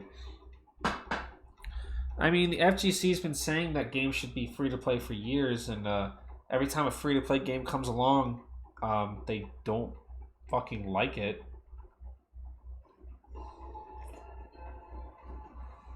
Because the monetization is fucking evil, and the game is like underpolished because it's fucking free to play, you know? You know, people talk about like free to play would remove the barrier of entry for new players, but like, I honestly think like that's not a bad like point necessarily, because like some of the most like basically all of the top games these days, like multiplayer games, are free to play. Like, you know, Apex, Valorant, fucking Warzone, Fortnite, whatever the fuck, right? The difference. Yeah, the thing is that free-to-play is poison. Also, right? And it's not just something anybody can just do, you know? Look at Halo Infinite. My god, they fucked that up, right? The barrier is practice and wired internet. You know what? It can just, yeah. I don't have wired internet. That's why my streams suck.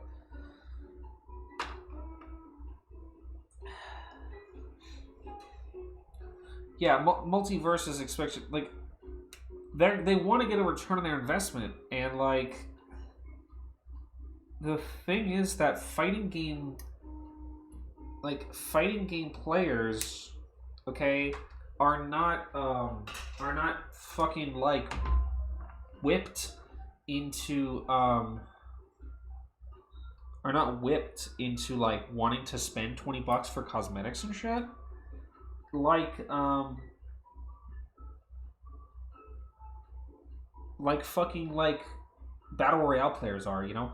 A Fortnite player doesn't bat a fucking eye at dropping $40 for goddamn, you know, Master Chief in Fortnite, whatever the fuck, gives a shit, right? You know, Goku, right? Fortnite players don't give a fuck about dropping $40 for the battle pass for Goku to get Goku, whatever, right? It's a harder sell in general for fighting games, and like somebody was like, who said it earlier? Necromancer, cash isn't the barrier. The price tag of a fighting game is not the fucking problem that casuals are having with fighting games, because it doesn't matter if you paid $60 or if you paid $0. Getting blown the fuck up still feels bad. Shit, it still feels bad, bro. You know, we could literally spend the next 6 hours like debating on the chapel steps, like fucking, you know, that picture of like what the problem with fighting games is, and like shit like that, like.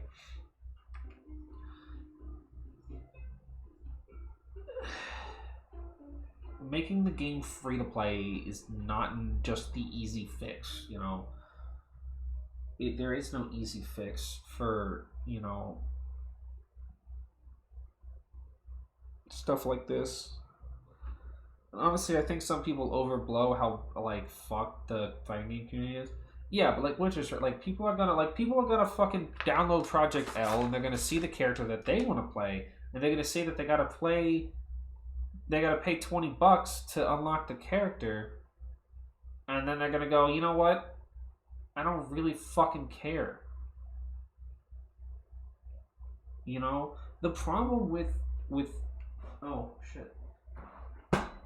The problem with like monetization in free-to-play games is that the pioneers of free-to-play gaming built that up. Okay, they didn't just start off like they didn't just, you know, Fortnite, Apex, whatever. They didn't just start off like with the maximum monetization, you know. They eased people into it with their new IPs or with IPs that bought off of existing properties, you know. Fortnite, it kind of did just jump right in there, but like because they had something that nobody else was selling at the time, right? And that's how Fortnite put its foot in the door and remains, you know, one of the industry's biggest games. Call of Duty, you know, built itself a brand reputation for being mid, and then when Warzone came out, it just translated over. People are willing to spend that money because they want to play Call of Duty. I don't fucking want to play, you know, I want to play Call of Duty because I like Call of Duty. I'm not really me, though I do play Call of Duty.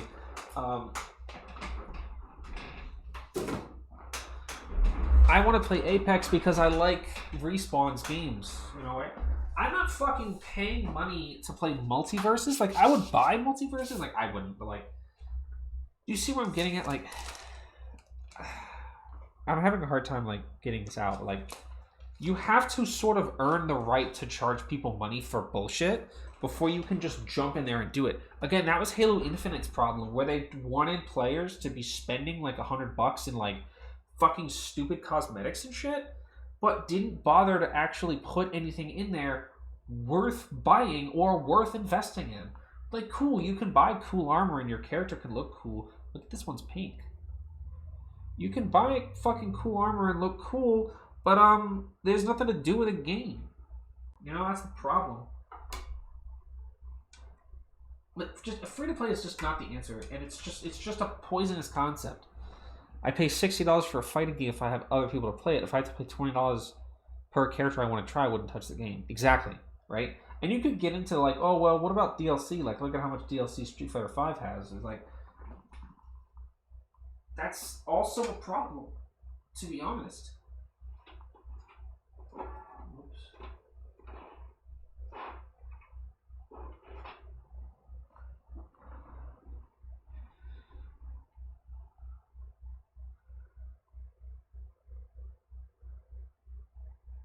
The other thing about fighting games is that, like, yeah, like, if you play a fighting game from birth, like the birth of the game, like, when you pick up Street Fighter 6 next year, right? You pick up Street Fighter 6 next year, okay, and you're gonna play the game from start to finish until Street Fighter 7 comes out. God forbid, right? You're gonna probably end up spending like 100, 200, something around that area bucks if you're buying all the season passes and even if you're just buying the characters and not the stages. You're still gonna... Okay, let's say Guilty Gear Strive, okay? Let's talk about a game that doesn't suck. If you played Guilty Gear Strive from the beginning, you bought Guilty Gear Strive at launch, new, $60, and then the Season 1 pass, that's another $20, and then Season 2 pass is another $20, you've already spent $100 on Guilty Gear Strive, right? That's a lot of money, you know? I don't... That's balking to some people, but the difference is that if you're buying those things, you're still playing the game. It's like you are getting your money's worth because you're playing the new characters or you're whatever. But also this discussion is discounting an important fact about fighting games is that they go on fucking sale, right? Like, right now, right now, if you bought Guilty Gear Strive full price plus both season passes, that would only be $80. Because now the default price for Guilty Gear Strive is $40 plus $20 plus $20, right? And then there's singles. I got Guilty Gear Strive Ultimate Edition, which is the game and both season passes, for $45 because I found it on sale at Instant Gaming. But like, you know, you can get Street Fighter 4 for dirt ass cheap now. Even Street Fighter 5, you can basically get Champion Edition for like $20 and then another couple bucks for like the last character pack that has Akira in it, which really fucking pisses me off that that's not part of Champion Edition. Fuck you, Capcom. Like, but like, what I'm getting is like microtransactions don't fucking go on sale.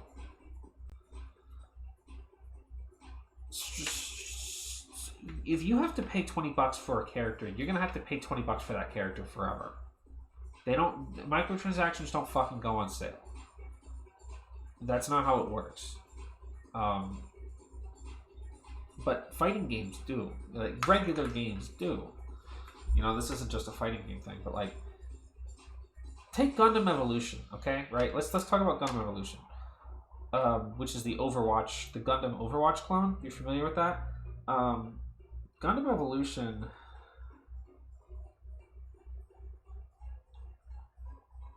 has really, really shit monetization, where you have to buy like a $10 or $20 battle pass, and that doesn't even get you the characters.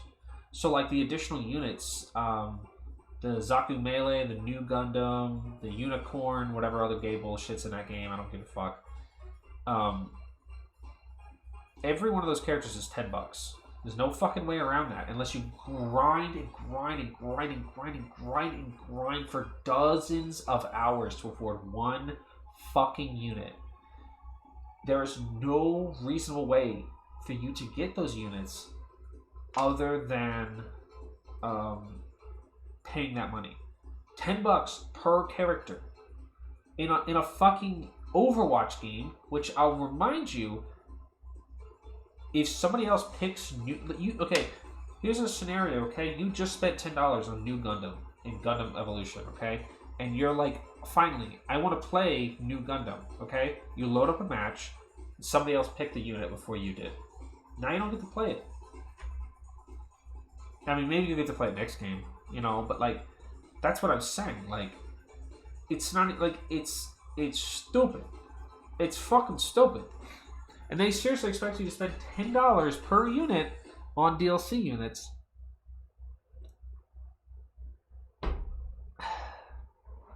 Because it's a goddamn 6v6 game. No duplicates. Because swear to God, if you had duplicates, it would break the balance of the entire game. You know, and it's like, what are we doing here? But they have to be, that's the problem. They have to be like overly vicious in their monetization, or else they're not making any profit.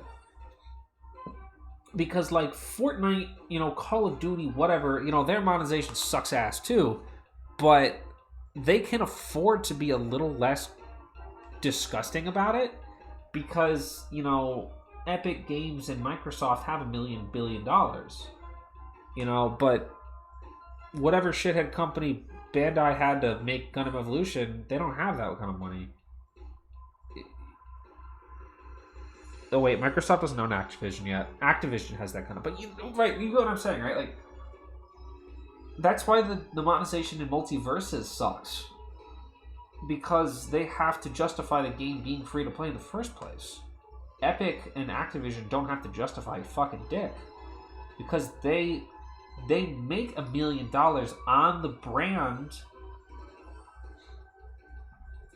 alone, you know? Overwatch, Call of Duty, Fortnite, whatever. They're making that money, even if people are playing for free. Fucking Gundam Evolution and multi-fucking verses are not going to make that money just on the good name of their fucking brand. They have to charge you out the ass just to play the game. And, you know, when the new characters that you have to buy are overpowered, and then you're sitting there with the free-to-play Bugs Bunny ass shit, and you're like, why the fuck am I doing this? And then you uninstall Multiverses and you don't play a fucking fighting game anymore. I guess that's maybe the same feeling for people who don't want to buy season passes for new DLC characters in like Guilty Gear or like Street Fighter. But I don't know. Maybe it's just because season passes are what we grew up with and we find it to be like more comfortable.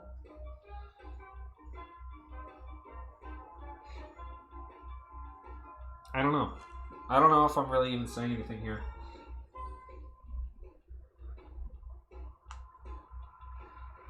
Microtransactions just feel more scummy. I don't know if they really are or aren't.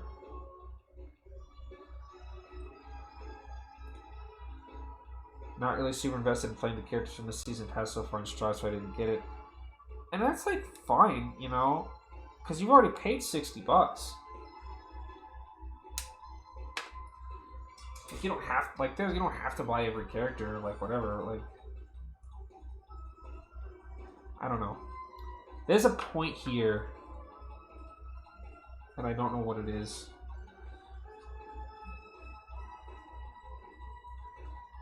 The point is that going free to play is not going to fix the problems in the fighting game community any more than it fixed the problems in the fucking first-person shooter genre or like whatever.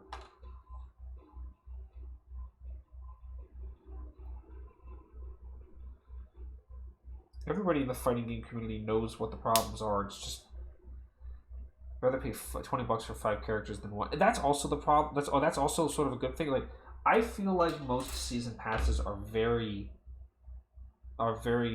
well priced. Like even if you don't play the characters, you don't like them. $5. That's $5 a character, you know. That's $4 a character. What the hell?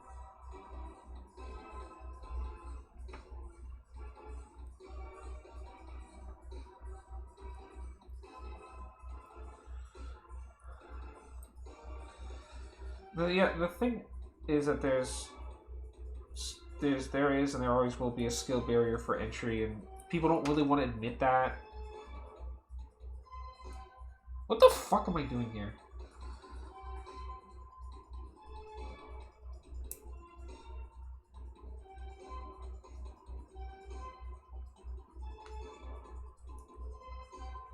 Okay, I got it. The thing about fighting game...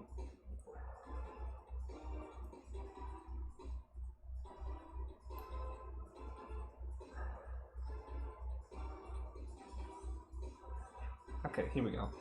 The thing about it is after a certain point, you just have to take what it is. There's a barrier to entry for all competitive games. You know, the barrier for entry for like your average match of Call of Duty or Halo is a little lower than your like Street Fighter or whatever.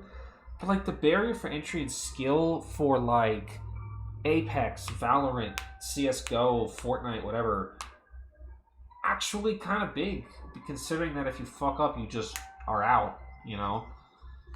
You invest 20, 30 minutes in a match of Fortnite just to get sniped across the map by a fucking tryhard or whatever, right? It's like...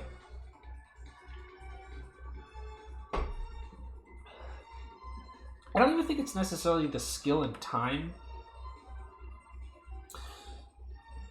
Like, not including your hardware, yeah. Like, I think the problem with fighting games is not necessarily the difficulty. I think it's just people who talk about the goddamn difficulty so much.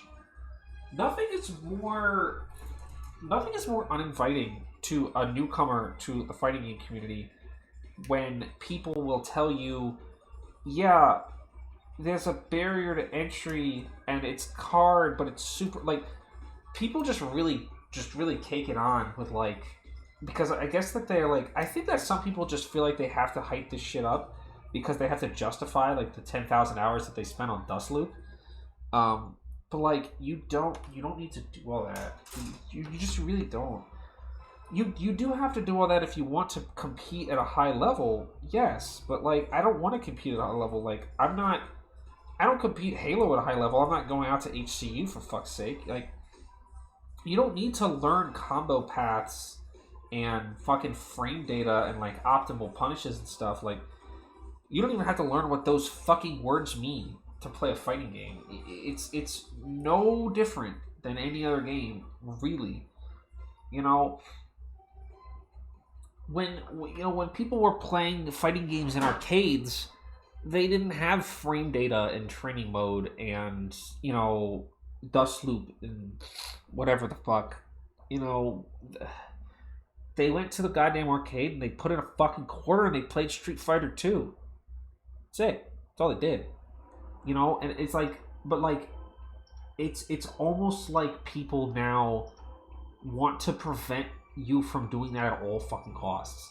Like, nobody wants to tell you to just go buy Street Fighter and just pop it in and just have fun with it, People are like, yeah, bro, if you pick up Street Fighter, you gotta know this and that and then this and then and. Shut the fuck up, bro. You're just stressing people out. When you hype up how difficult it is to get into fighting games, even if you're trying to be cautionary or something, all you're doing is just turning people away. You gotta just let go of the pretension that fighting games are difficult, even if they are. Yeah, like, they are difficult. I'm not saying they're not.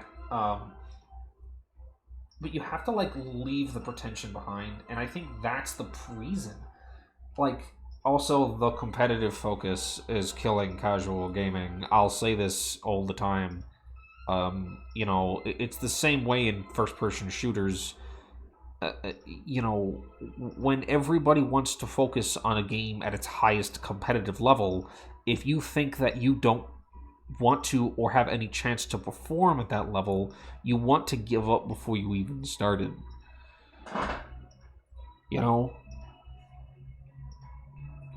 Average, normal, everyday Guilty Gear players do not have to know what a frame trap is. Or, whatever. Like, they don't have to know the tech. They don't have to know the frames. They don't have to know the boxes and shit. They just need to know what character they have the most fun with and just go out and have fun with it. It's literally that simple.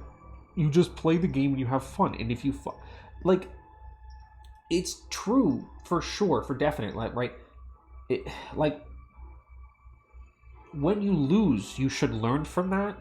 You should figure out what you did wrong and learn how to get better at the game. But you don't need to be told that, because that should just, like, for most people, for a sport or a game or a hobby, that's just second nature. When I play Halo, I don't need someone to coach me to tell me, like, I don't need somebody to tell me to learn from when I got fucking, when I lost a BR duel because I jumped when I should have, whatever, right? I don't need to be told that, because it's just obvious. When I die in Halo, I use the 7-second respawn counter to think, man, I know why I died there, right? Like, it's just natural reflection as a gamer, or like whatever, as a person who plays video games as a hobby. You literally don't need to be told like that you have to learn how to play the game, because every game requires you to learn it. That's the point of playing a fucking game, especially a competitive game.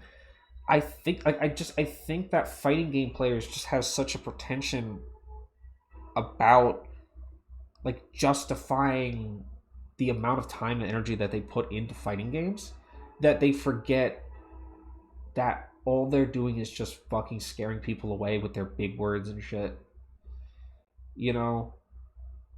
I don't want to hear it necessarily. When I'm like, man, this game is hard. I'm running up against a wall. I'm just like not having a good time right now. Like, what I don't want to hear from that is people to be like, yeah, bro, just hit the fucking training mode. Look at your replays. Like, I'm just like, just chill. Just trying to chill. Do you know what I mean? Like, I'm just like, it's like, I think that's the problem with fighting games. Like, specifically with fighting games, is I think that, like, the like atmosphere is too competitive almost. Like, people are too focused on the competitive aspect. Like, just have fucking fun with Street Fighter. That being said, I do agree with Pearl. I love fighting games. I love watching competitive fighting games. I have no interest in pursuing fighting games competitively. I love watching tournaments. I love it. They can coexist, but I think there's just like not enough in the fighting game community itself, which is the only fucking genre of fans that I've ever seen refer to itself as a community. I don't really, like, nobody really calls themselves the first-person shooter community. At least I never get to talk about it, but everybody calls the FGC what it is. And I know there's a reason for that because of the historics of tournaments and you know, dating back to arcades and shit like that, and I get it, but it's like, I think that people forget how to actually be welcoming to newcomers in a way that doesn't totally scare the shit out of them and make them not want to play fighting games. Because it took me like 2 years of like meekly playing like CPU versus and my own, like in the dark, like not even telling people that I would be trying to play fighting games, because I was so worried about getting made fun of for like being bad at games, like whatever, or like being called a fucking masher, or like whatever. It literally took me like 2 years of just like playing fighting games by myself to get to a point where I was comfortable even going online in a fighting game at all, which only happened like last month, after I picked up Strive, and I picked up Sin when he came out, and I finally at that point got to a point where I was like, fighting the CPU isn't fun anymore. I need to fight a real person. Like, it took me like 2 years to get to that point. But I feel like more people could get to that point faster if people just treated fighting games like any other goddamn fucking game in the world. If somebody came to me and was like, hey man, I want to start playing Halo. You know, I want to get into Halo. Think Halo's pretty cool. I know you play a lot of Halo. I want to play Halo. I would not fucking drop them a fucking. And I'm not saying this is a bad thing, because I think the fighting game glossary is like a great resource for people who are wanting to get into fighting games seriously. I would not drop a fucking encyclopedia on his dick and be like, learn everything in this book before you even pick up a fucking controller. Which is what some people do to new players, you know? Or like, learn the matchups. Watch the footage, you know, take to the goddamn Discord and you know, learn before you even start. I would literally just boot up fucking Halo and play some fucking Halo with the guy, you know, and see how he feels about it. Do you like Halo? Do you want to play more? Do you feel like you could see yourself putting time into this? You know, just treat it like any other video game. Like, fighting games aren't that special. Like, they are, like, historically, yes, but like these days, no.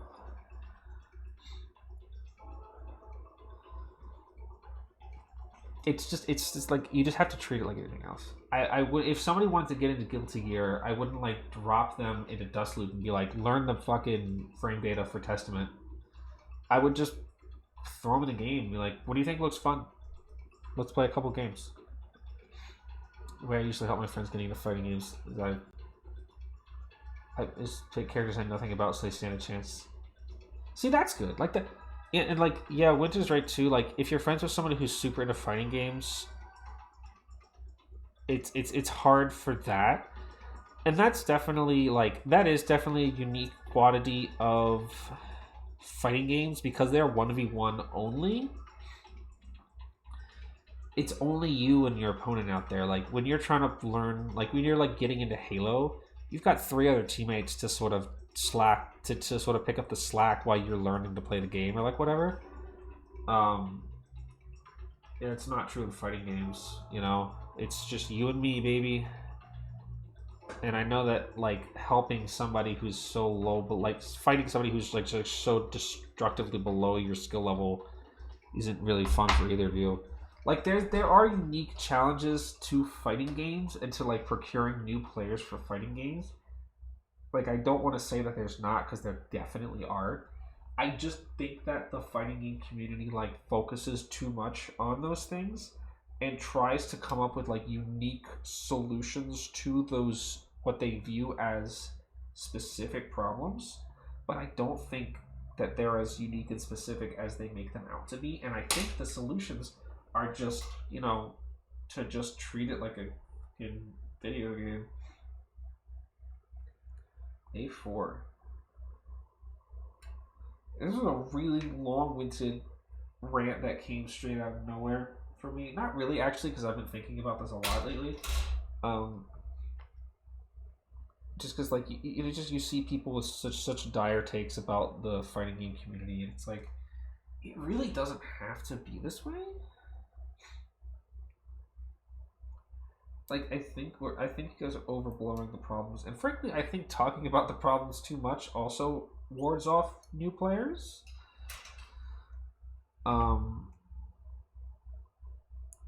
If you're like, oh man, I want to get into the fighting game community, and all you hear is like people on Twitter talking about how the fighting game community is fucking doomed, and you're like, maybe not. You know what I mean?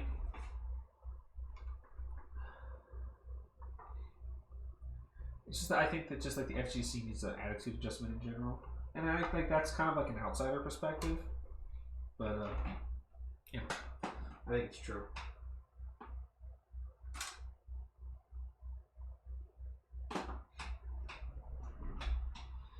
I literally don't know why Strive doesn't have a normal ladder. I literally don't know. I think the tower is an interesting idea, but I think it fails in concept.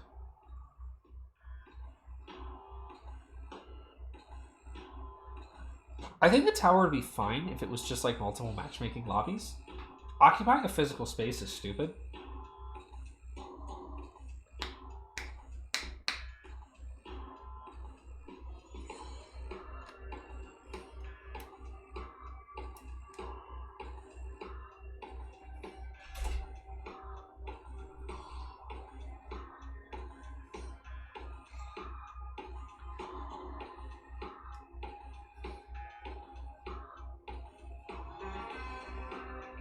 Doing like mini games. That's a good idea. I did that. I did something sort of similar with my friend Erin when I was trying to get her to play Halo with me. Not even online, but when we moved to Halo 2, like we were playing the campaigns together. And when we moved to Halo 2, I was like, you know what? It would be a fun thing. Really, I just did it, to be honest, for my own benefit. Oh, hold on one sec. Because I thought it would be fun to have a little, like, cool moment for myself. But I loaded us inside of a multiplayer match. And I was like, okay, so here's how everything's different from Halo 1, which we just played. I was like, see, in Halo 2, you can dual wield, and there's vehicles and stuff, and I spawned a bunch of stuff to show her. So I kind of did that. I don't think it really mattered or like helped, but I had fun with it.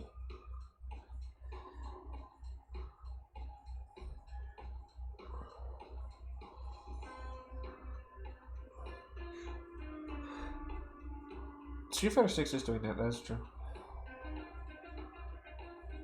I think the other thing is like it's never bad. Like it's literally never ever bad to have a friend to help you learn stuff.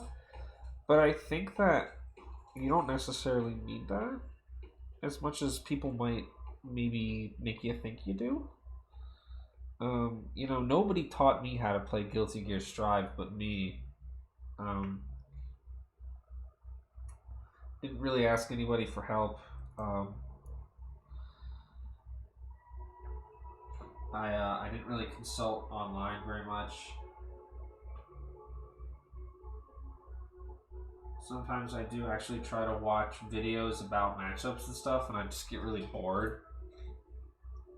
I just went out there and played the game, and I just learned things as I played it. I lost a lot of matches you know, early on, but I learned how to play the game, and I think like just like having an environment with other players of your relative skill to fucking bash it out and learn is just how you play. It's just like I said, it's just the same as any other game. You play it and you get banged up and you win or you lose, you know? How do you think I learned how to play Halo? Nobody taught me how to play Halo. You know? I didn't learn how to play Halo. I mean, I did learn how to play Halo, but I wasn't taught how to play Halo. I just learned it by playing it. I didn't learn how to play Call of Duty or, like... Those are really the only competitive... Ah, thank you. 300 hours in training mode in Exard. Jesus.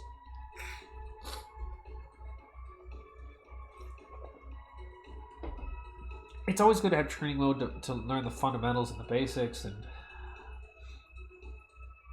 hey, Exard's gonna undie soon when it gets rollback. Unless you're talking about BB Tag. Because that game is dead.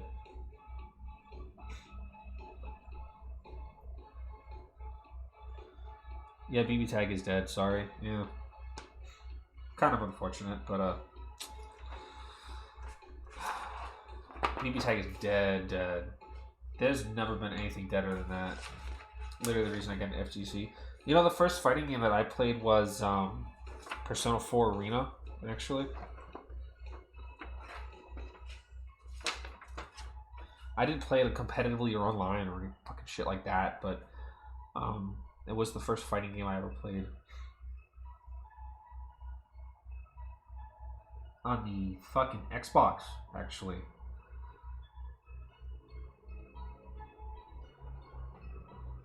Man, what time is it? Brother, we gotta finish the fuck up. P4A is a funny game. It is a funny fucking game. It's funny because I never knew how fucking wacky it is. Oh my god, son. No, I've been distracting myself. I'm just really off my game today. I'm glad that we're chatting. I love chatting with you guys. I like talking about fighting games. I'm glad that if nothing else, you know, and I know I just spent like 45 minutes bitching about like fighting game community and stuff, and I still have like my qualms with the community of fighting games. But I'm glad that I was able to, like, I'm still kind of working on it, but glad I was able to get over my apprehension with fighting games. Because, like, when I was talking about all that stuff, it's like you're just scaring off newcomers and making them too anxious to actually try playing the game. God, that's me. I was, and still am to a lot of degrees, too anxious to play fighting games. Or, like, let people know how I play fighting games because I'm afraid of, like, I don't know, judgment, I guess. I'm just afraid of, like, playing fighting games wrong or like whatever. Like, I'm not good at fighting games. I don't know if I'm capable of being good at fighting games, because when I see people, like, when you see people like, you've got to learn the frame data, and you got to learn these combo strings and these block strings, and you've got to learn this and then, and I'm like, I don't think I can do that. I'm literally not confident in my ability to do that. And it makes me not want to play the fighting game, like, because I don't have confidence in my ability to, like, do combo string. I can't do strings. I just don't have, like, the hand-eye coordination for that stuff. Like, I can do small combos, but I'm not doing, like, full screen shift fucking combos and shit, right? You want to learn to do a fucking infinite? Yeah, like that. Like,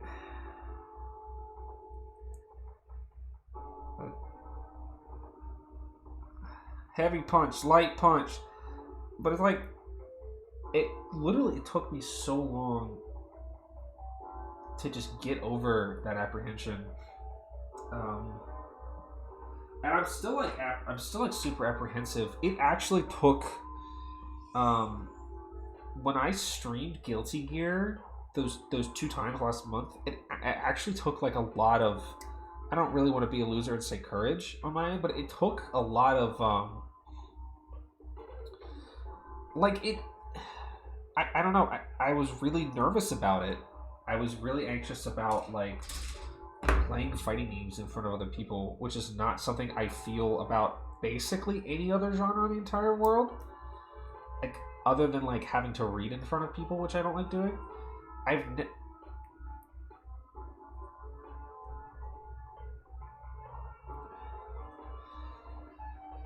And also you might have noticed that no inputs. Girl, if I wanted a fighting game with no inputs, I'd play Mortal Kombat. The fuck?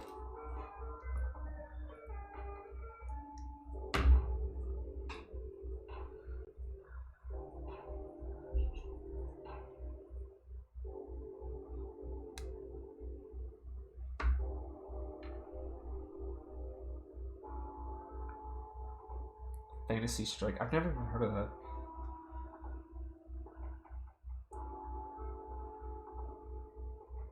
No motion inputs.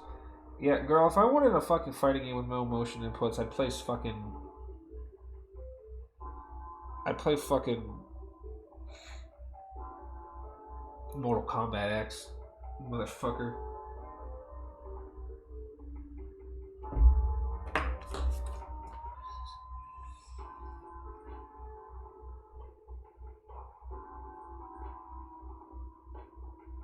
What the hell? MK's got input. I mean, yeah, MK's got weird inputs. Yada yada.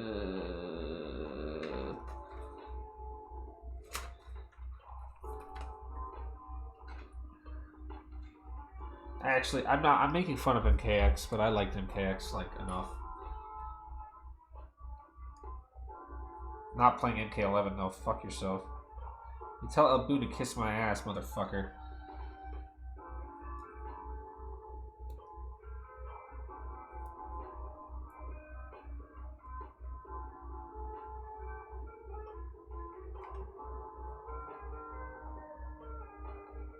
Gold Lewis's inputs are fucking whack, bro.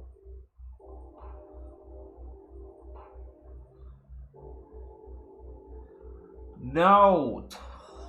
Don't say shit like that.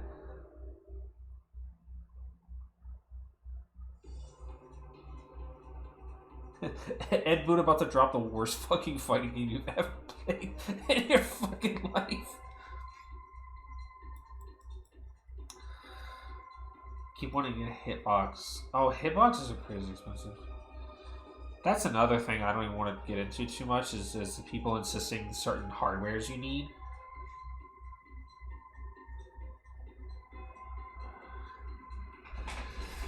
He's done that like multiple times. Yeah, Injustice 2 did come out. You play straight keyboard and mouse? God damn. You're a fucking hero. I play with a, I'll tell you what I do. I used to play with a Pro Controller. But now I play with a DualSense, just a straight up PS5 DualSense. My friend David, who plays a fucking hell of a lot of fighting games, told me it's not as bad as people make it out to be, and I was like, okay, sure. And I mean, I have like other controllers I could be using, but because I'm gonna get Street Fighter 6 on the PlayStation 5, I was like, damn, I might as well learn how to use the DualSense as a fighting gamepad. Because I really am not trying to buy a Hori Commander. Like, I might still. But I was like, I'm really not trying to spend that kind of money on a fucking controller that I'm only going to use for one game.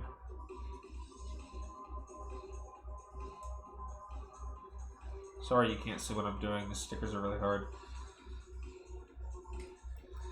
Yeah, it's not too bad. It's fine. I feel like I'm not really dropping anything more or less than I was before. With the exception of the 632146, the universal super.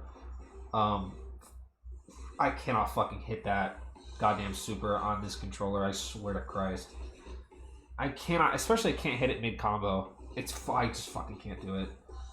Which is good that I play Sin because I just use the double quarter circle forward. Have I tried it with analog? Oh yeah, that's a good point. Maybe I'll try that. That might be a good idea.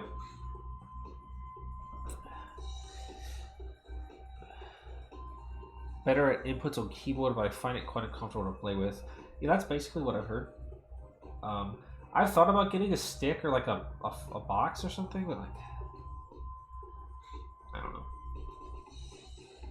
I don't really want. I'm just like I don't know if I could just invest that much money in a controller that's only for one kind of game. It just feels excessive to me. Like I keep backing, and it, like it's one of those things where you don't want to cheap out. You know, it's like yeah, you could get a crappy like Mayfly F300 or whatever, and but like if you're just gonna get something crappy, why even bother, right? Like there's no use in getting like cheap bullshit if it's not even gonna be good in the first place.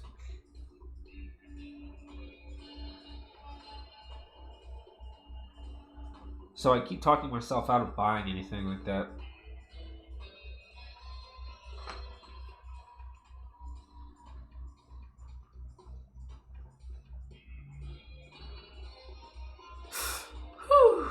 Okay. Bought an arcade stick last year and figured it wasn't for me. Thankfully, you can sell stick for pretty much what it's worth. People always after this. That's true. Have a Mayflash with Sanwa parts. I heard that if you buy a Mayflash, you should replace it with Sanwa parts.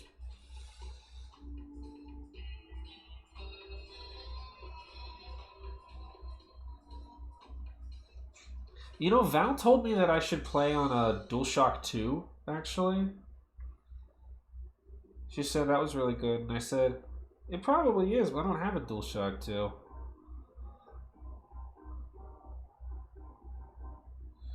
I have a knockoff DualShock 2, but I said I'd have to buy a converter for that anyway. And that wouldn't solve my problem of having to play on the PlayStation 5.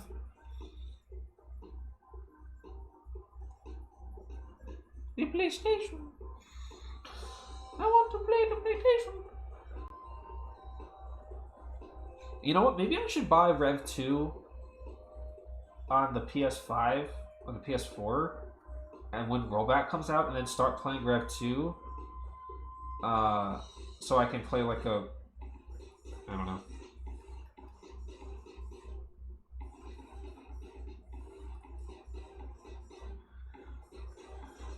I'm not buying Strive on the PS4. It's like, that's a lot of money. You can buy Rev 2 for like $15 on the PS4. Like Amazon.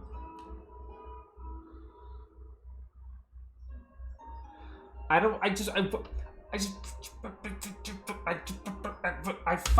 just fucking want Street Fighter 6 to come out. I don't want to play these other fucking games. Fuck off. I don't want to play anything else. I just want to play Street Fighter 6. I'm horny for Street Fighter, not for anything else.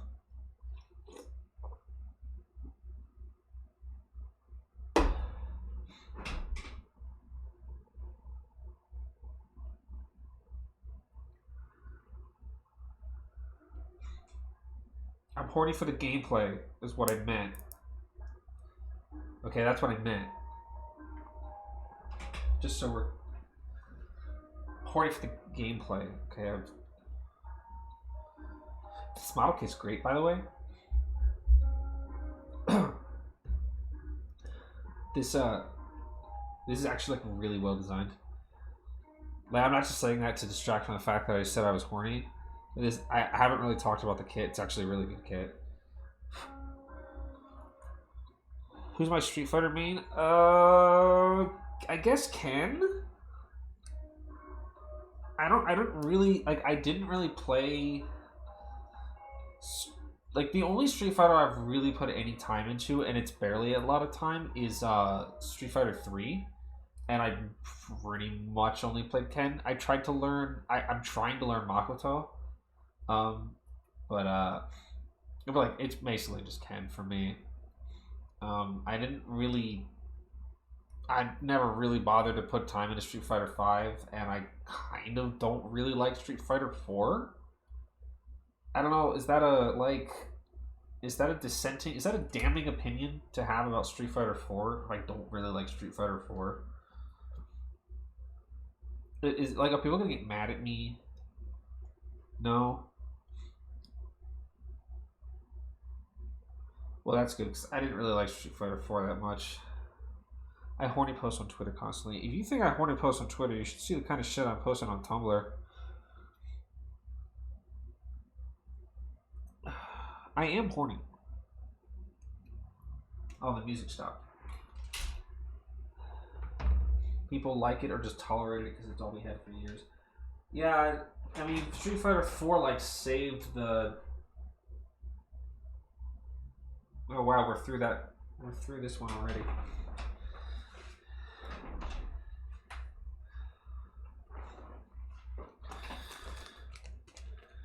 We're gonna get through all of these fucking finals before I'm done. This was the album cover for this one. I don't know if I showed you guys this one.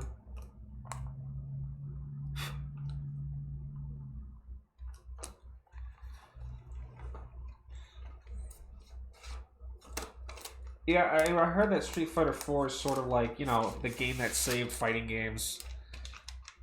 And so you kind of have to respect it. You know, I don't like it. I didn't like it very much.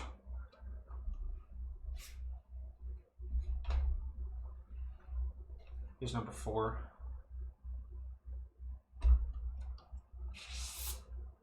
Every couple of months I go back to Street Fighter 4 and like try to play it. I'm like, wow. I don't fucking like this.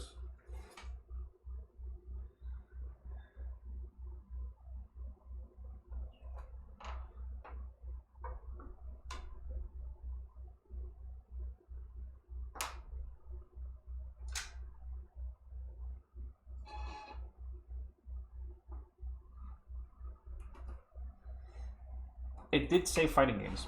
It did say fighting games, and we can say thank you, Street Fighter 4, for saving fighting games, and then we can say no thank you to Street Fighter 4 and Street Fighter 5. But for different reasons.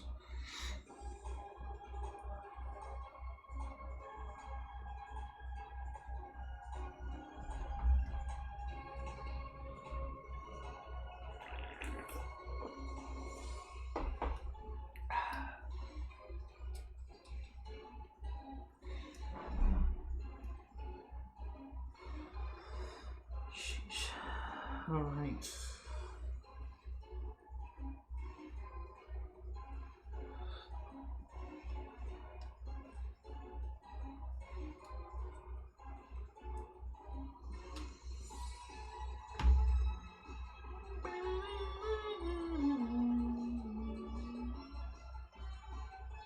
Look, it's got like an inner frame, like a master grade. Street Fighter V did give us Ryu from Streets. It also gave us Akira from fucking Rival Schools, which is pretty fucking cool, to be honest with you. And I know she's never going to appear in another video game ever, because they're never going to make another Rival Schools game, and, like,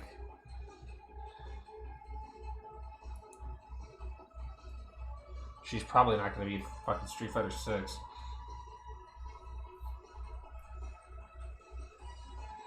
I wish Street Fighter would let you fucking block in the air. Jesus Christ. Let me tell you, it's actually, like, it was really hard for me to, like, get used to not being able to air dash in Street Fighter after, like, playing so much Guilty Gear. Like, I literally would jump, like, to backdash. I would literally, like, jump and try to air dash out, and then just get punished for it because, I'm a dumbass. And there's no fucking air dashing. Even though people can literally air dash in real life.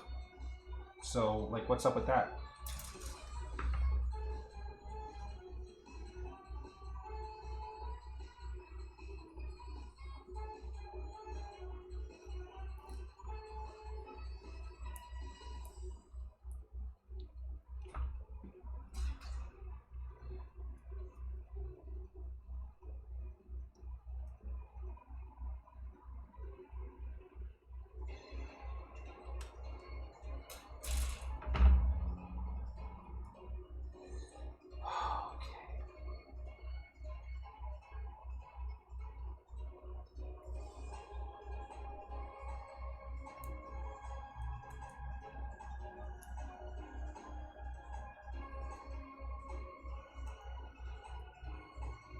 Could never.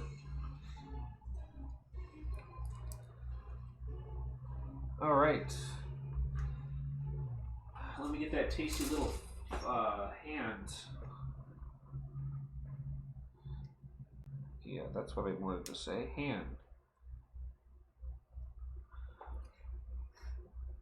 When I played BB Tag for like 5 minutes, I played Yang and Chie.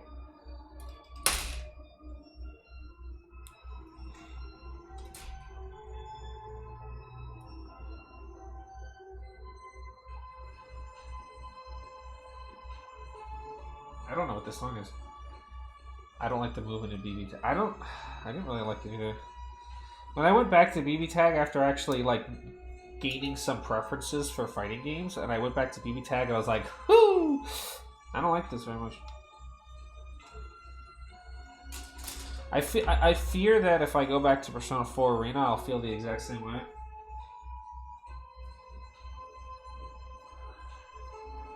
And I'll go back to Persona 4 Arena and be like, woo! This isn't good!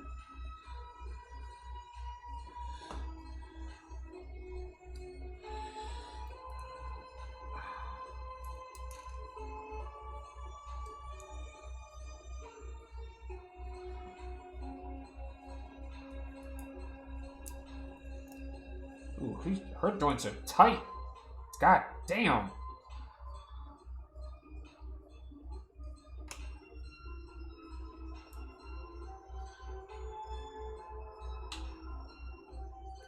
That's that plastic on plastic joints, motherfucker. That shit's tight. Okay, let's do this really quick.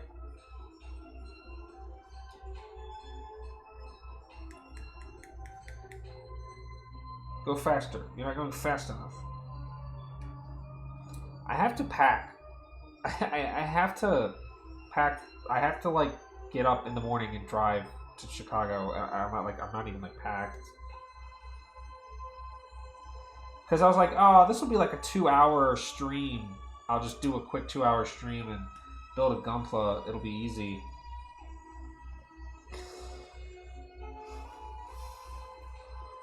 It'll be fast. It'll be quick. You know, we'll just relax and then I got the. We are now on hour 3. We are approaching hour 3. No. It's not actually a problem. And I don't want to stop because then I would just have a half-built Gunpla sitting on my desk. We're through the hard part anyway. We'll just gotta wrap it up. I don't really want to stop because I'm actually enjoying myself a lot.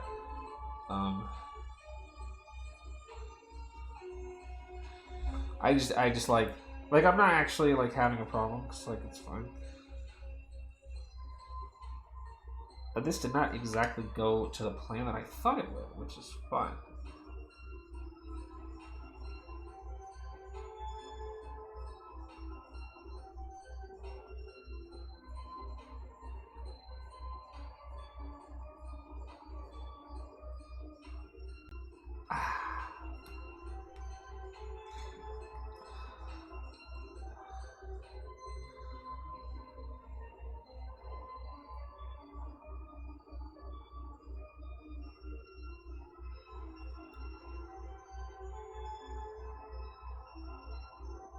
I tell you, my neck and back hurt though. They don't tell you that on Gundam Build Fighters.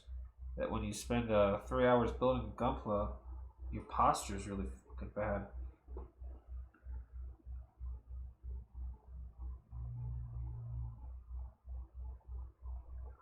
Okay, I can't actually do that over the camera. I'm sorry.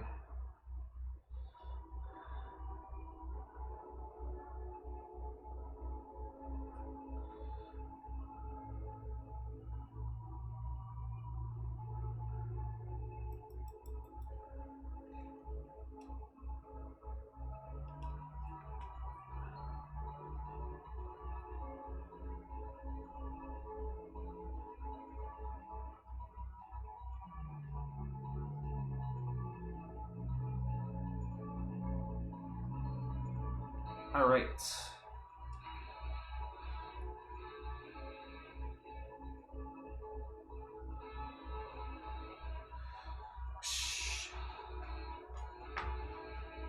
Okay.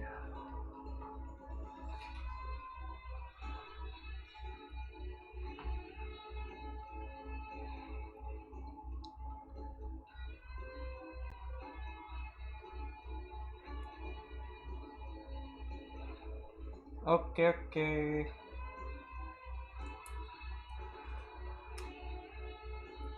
Okay, okay, okay.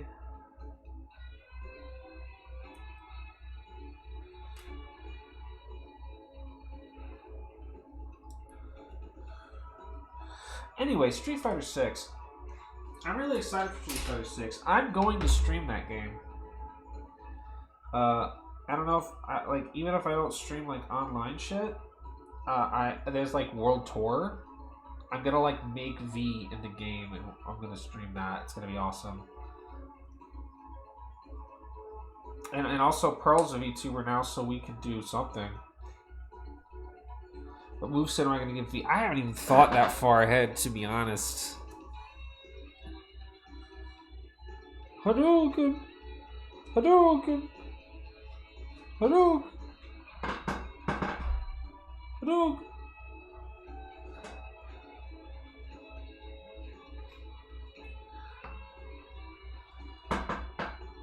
Now that squirrel.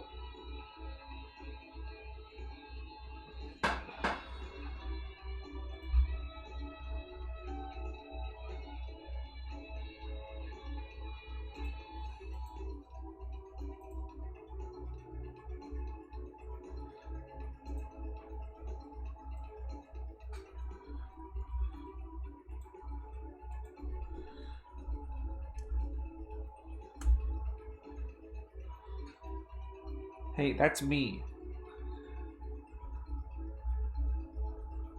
It's not who I said.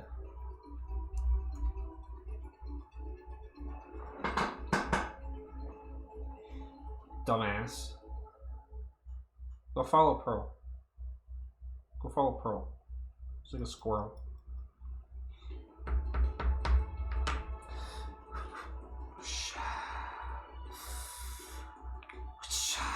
Okay. I'm pumping myself up to do this as fast as possible.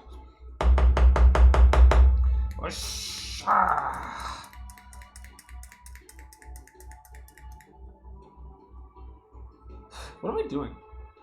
Okay, here we go.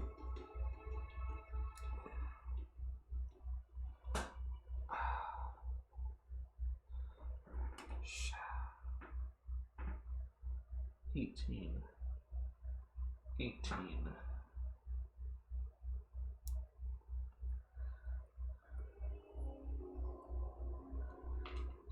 18. No, I need 10. That's wrong.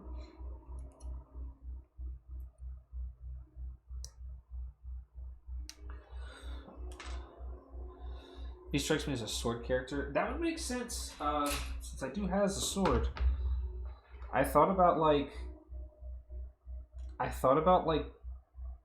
wanting to commission someone to do a V color, like a V flavored palette swap for Kai, because I feel like that would be like funny, and I feel like that would kind of be where it's at. Even though I don't even play Kai anymore.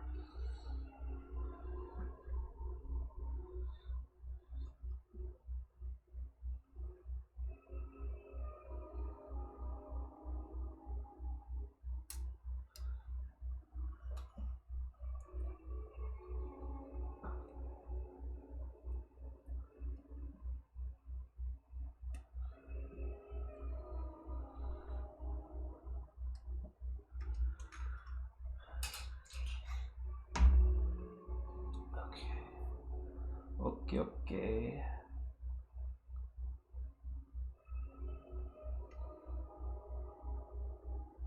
Okay.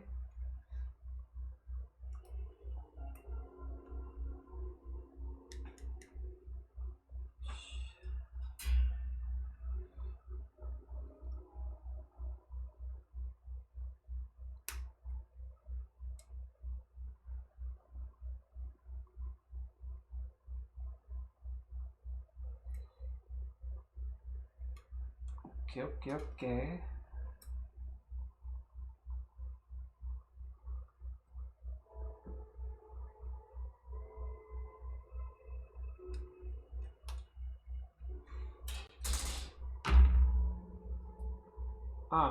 Thank you.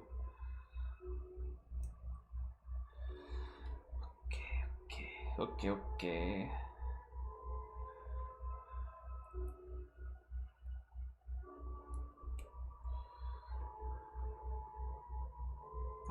Thank you. Okay, Winter, thanks for coming by. Hope you have a good rest of your night. I like chatting with you. Okay. Yeah, boy!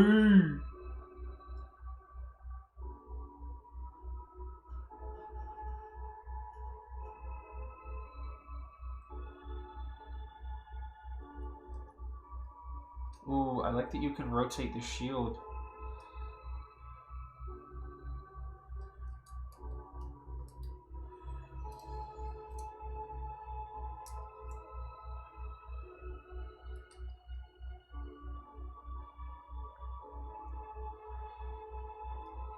Oh, yeah, I hope so. That'd be nice. I enjoyed having you around. I know we're in different time zones and shit, I think, but, you know.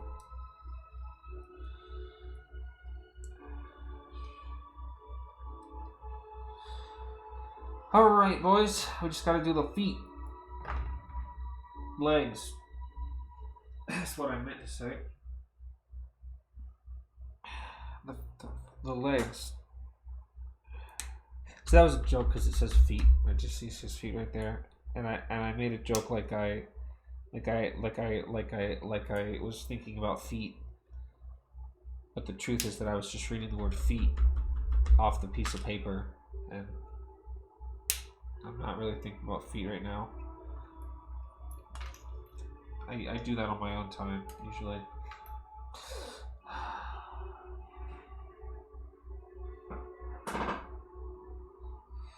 That would be fun. That'd be fun, Winter. I would come.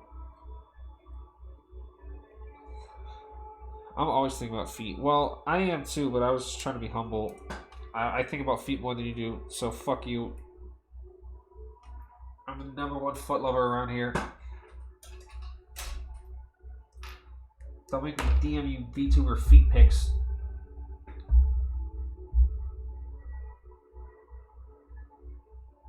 Okay, you know what? Fuck you. Fuck you. Night, Winter. Have a good night. Fuck you. Fuck you. Fuck you. I will. No, I won't. I was like, I will put feet pics on this fuck. No, I won't. I'm not doing that.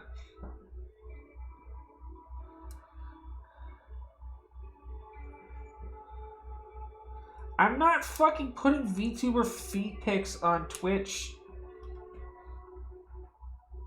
Everybody's gonna unsubscribe. I posted cringe feet.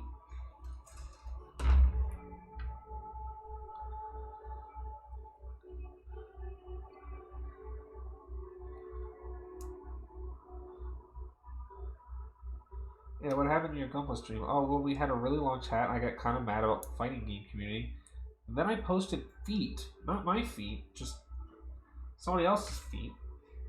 And, you know, nobody liked that. C21.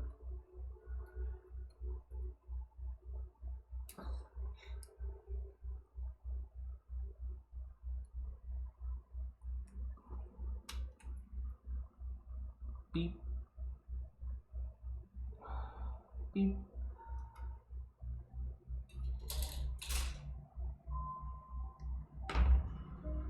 This is an interesting way of making a foot.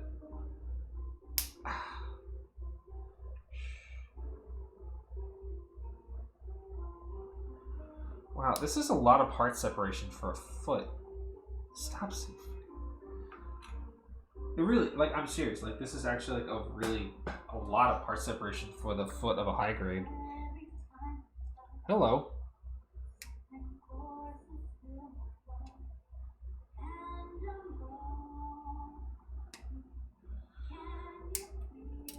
Oh, I should play in that bar stream, that bar chatting stream.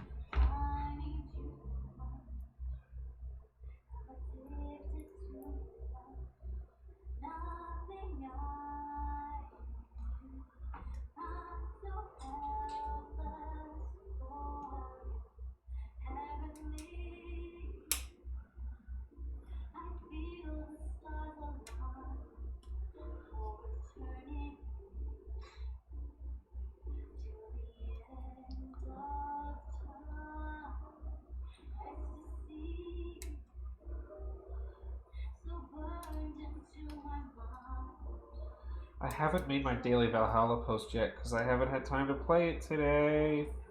Fuck. I didn't think this stream would go till 10 fucking 30. It's fine though.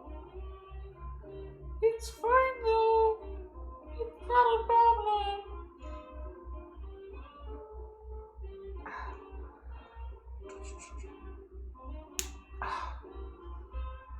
It's fine though.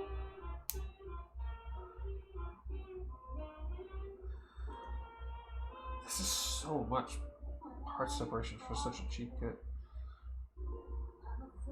Is the feet. And now I'm not saying that word anymore. Alright, we just gotta do 2 more legs, fam. Fam.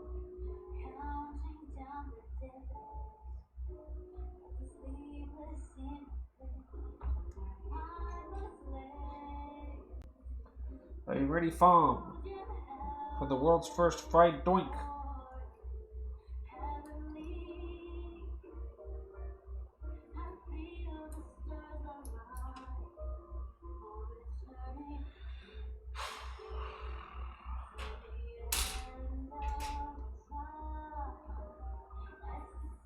Rest in peace, seriously. I miss you every day, King. Not even joking.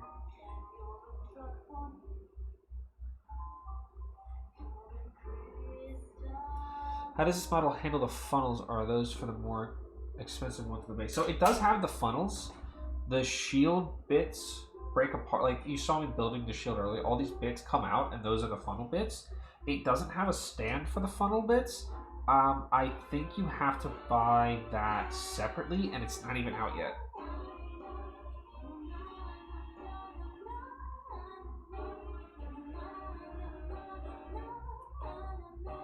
Although I think you could probably reuse the action bit bases for like the Sazabi and the new Gundam, but I don't have that shit either. So.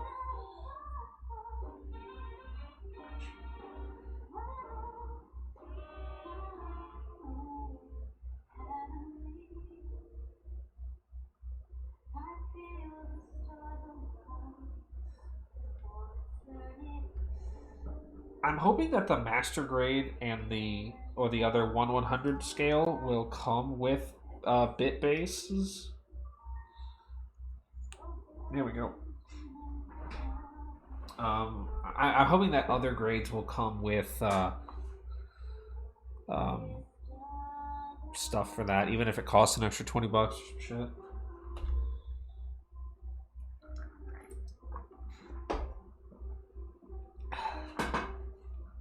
Shit, I hope they go all out with this thing. I hope they make a fucking perfect grade of this motherfucker with like LEDs in these parts. Fuck, that'd be awesome.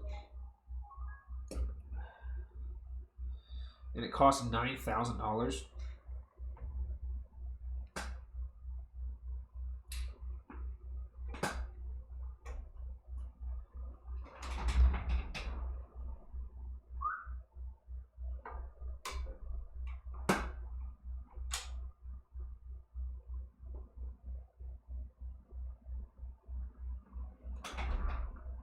Hope they make a 1/1 aerial. Yeah.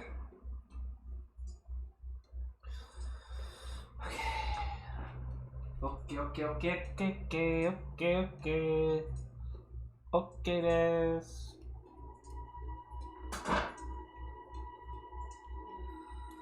Okay です。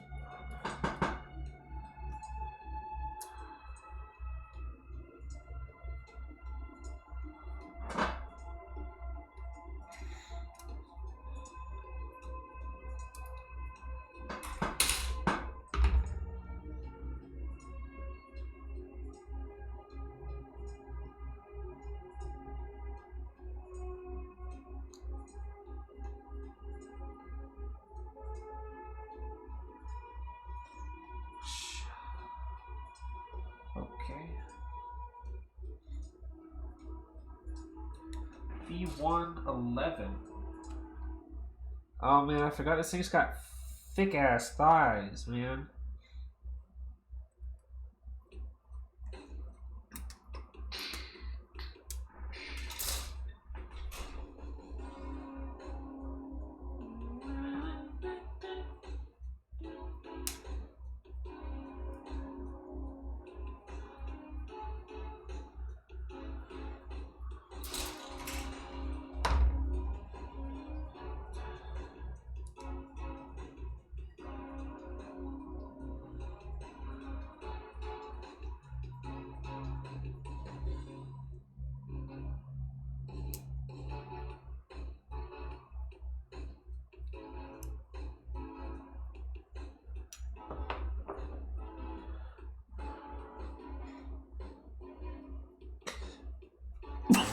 sorry.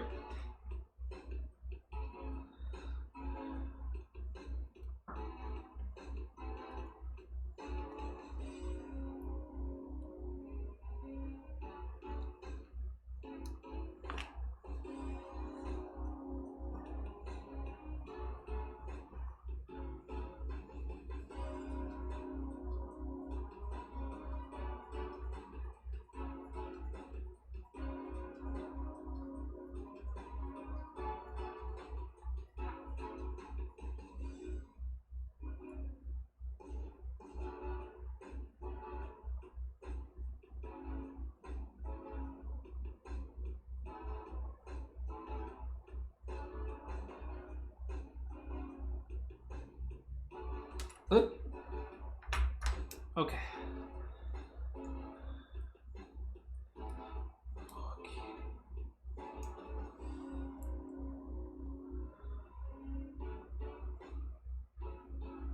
I know that's still hard to see at the moment.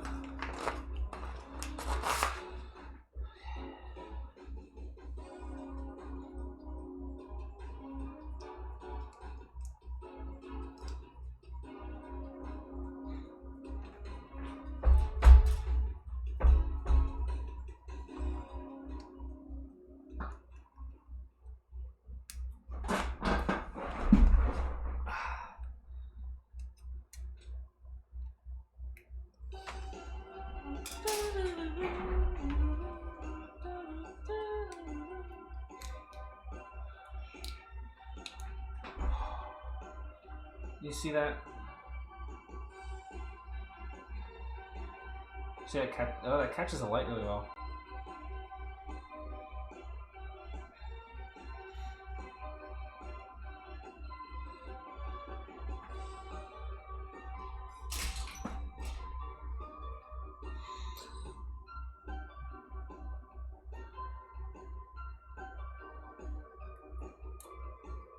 Yeah, it's a good sheen. It's a reflective sticker. It's really nice.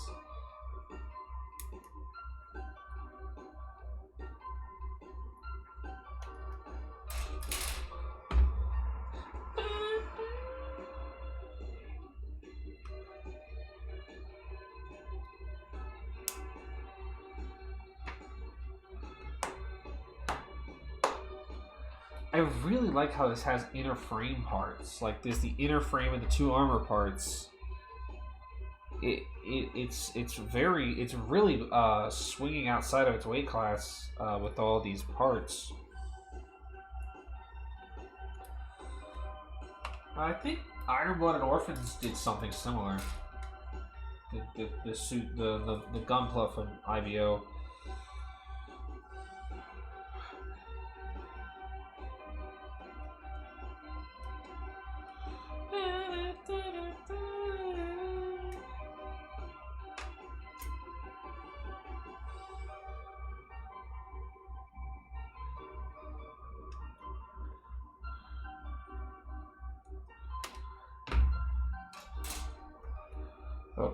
Okay.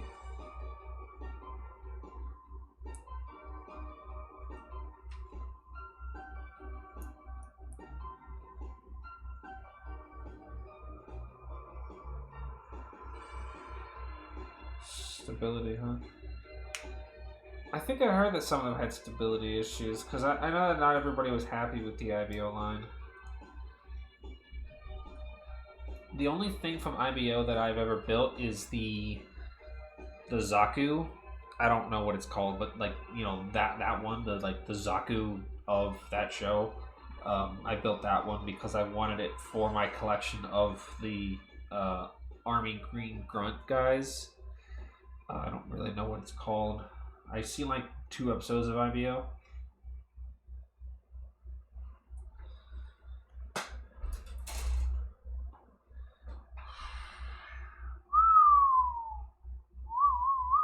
Oh, the Graze. Yes, the Graze. It was a fun build. It's a very quick and easy build. Just a lot of fun. I could probably build another one, honestly.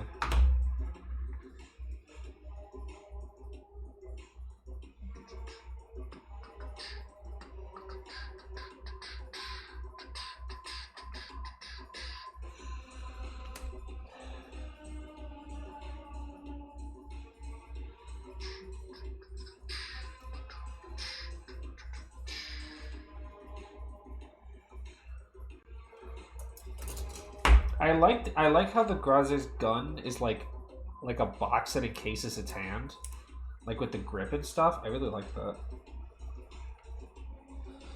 Okay.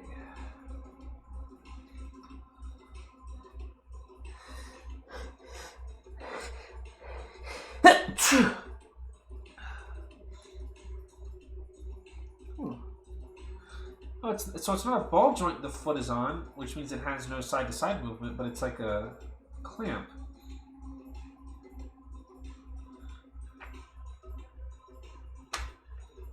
Interesting.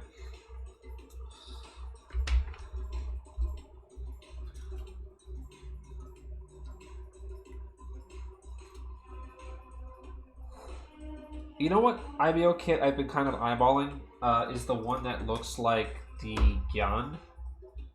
The one that has like the sword and spear. I think it's purple. Like it's like very clearly supposed to be a Gyan. I've been like eyeballing that some for like a while. I feel like I want to build that just because it looks cool.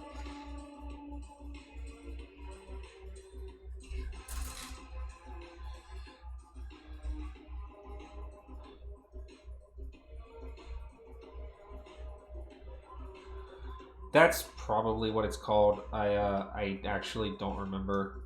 I don't know anything about the IBO mobile suits. Just that some of them look cool to me.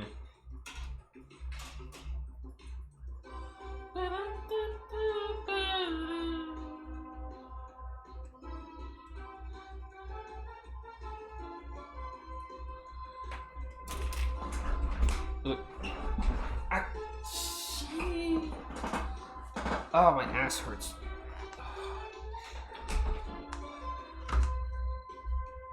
I finally bought a new chair. It's coming in soon, and hopefully it'll like suck less.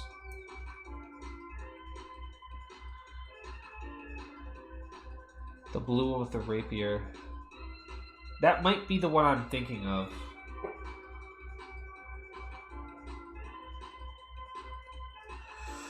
Alright, leg done. Oh yeah.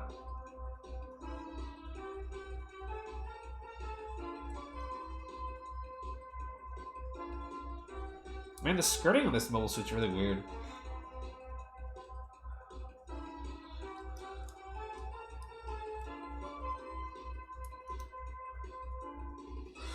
Alright, we're so close to being done. Yeah, the aerial is seriously so sex. I'm so excited to build Lubris too. I like the aesthetics of the aerial better, but I heard that the Lubris build is even better than Aerial's is. So I'm excited for that.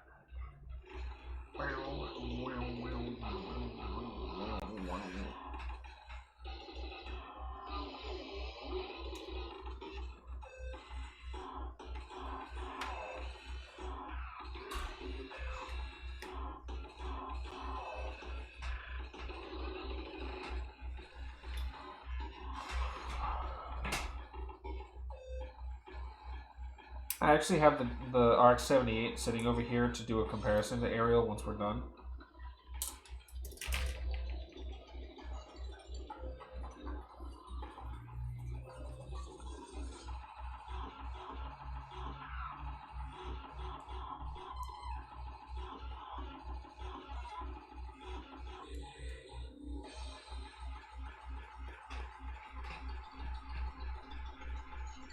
Let's fucking go!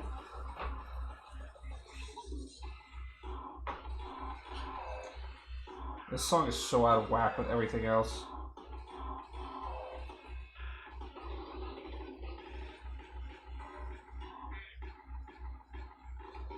I don't even...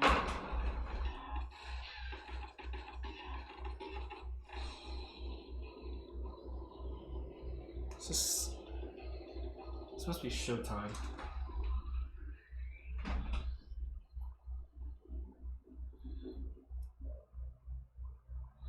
Oh, anyway.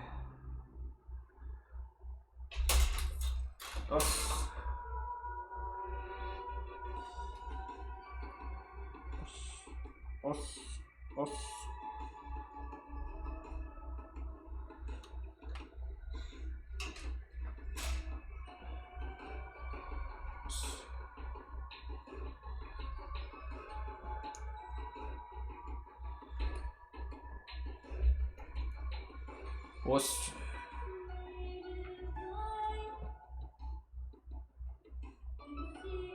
Oh.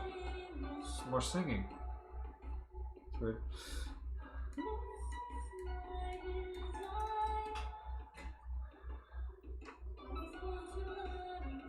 Some of these songs aren't actually on the Valhalla soundtrack in the game. All the ones with vocals on it, which is why I'm like, what? I don't usually listen to those.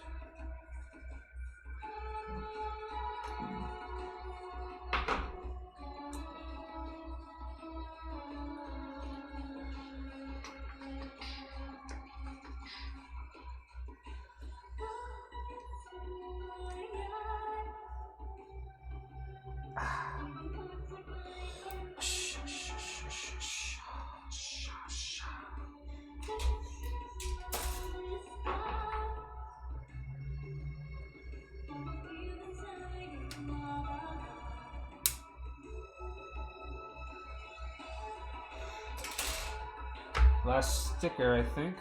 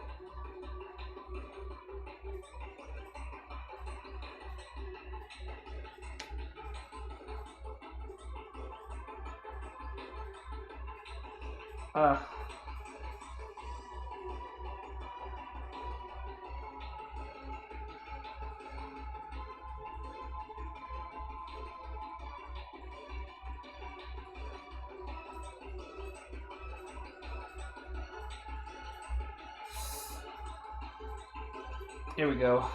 Good enough.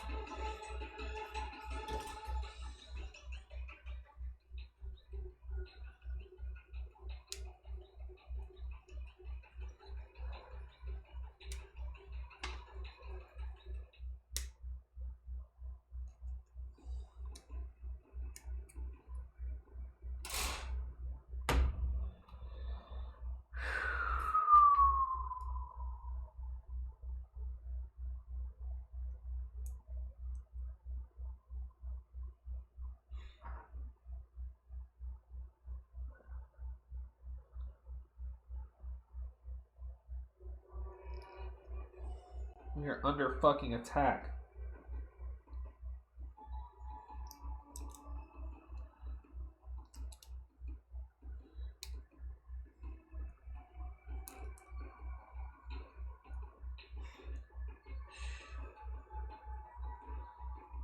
Okay.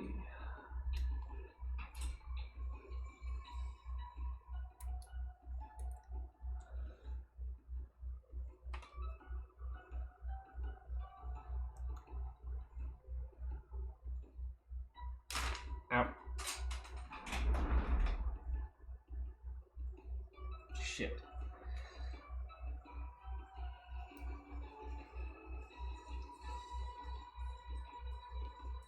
I dropped my fucking piece again.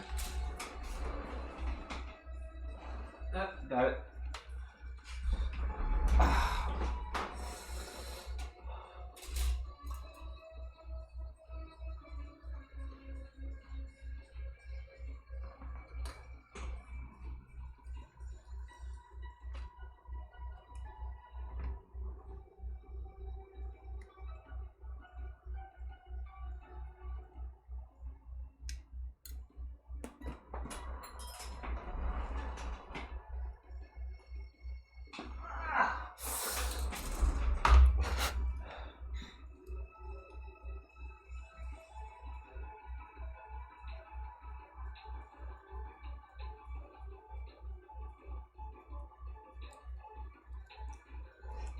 I forgot a piece earlier.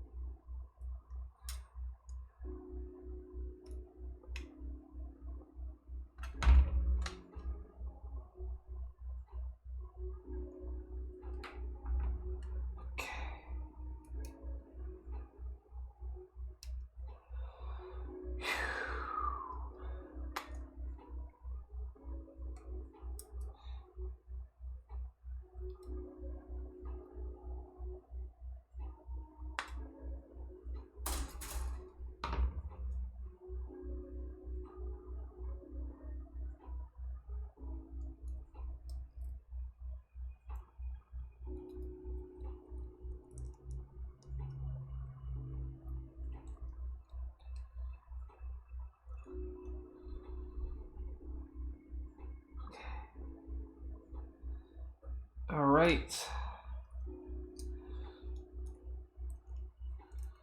Lads, we are fucking done.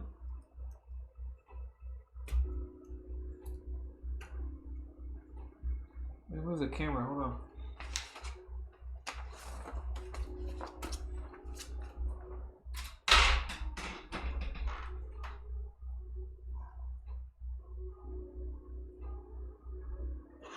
There she is.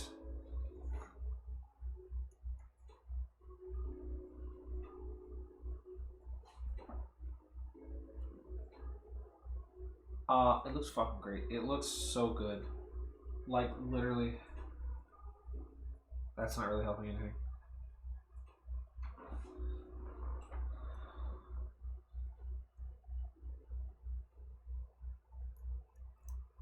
Here she is next to Gundam-san.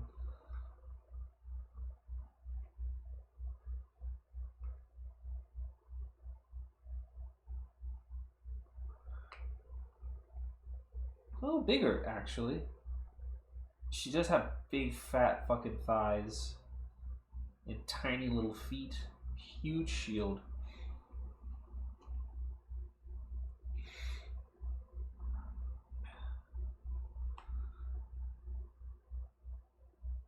I wonder... Can I store this shield on the back? Ooh, nice. Hold on.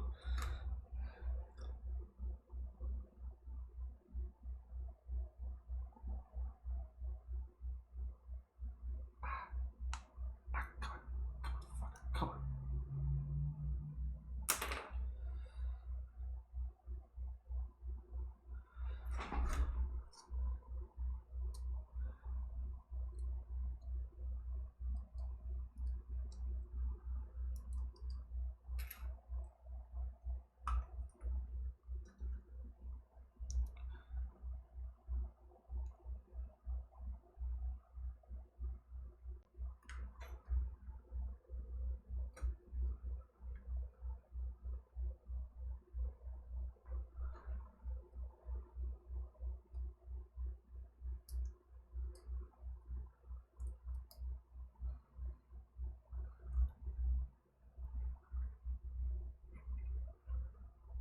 It's the blue beam sabers, which I think are really cool. There's not even any. It's just cool to have not pink beam sabers for once. You know.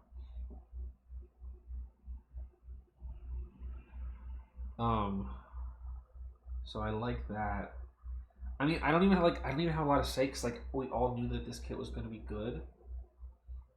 You know, like it's like what do I even say? Well, pros. It's beautiful. The build is fun, interesting. It's fucking gorgeous. Zeta Plus had blue beam sabers.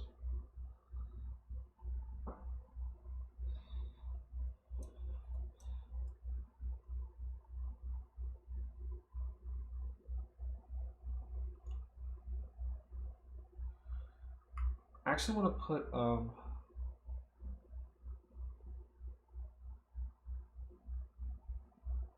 hey Winter. Yeah, the bits do break down. I might just have to take pictures of that because I don't want to go for too much longer because we've already been here all day. Let me just bring out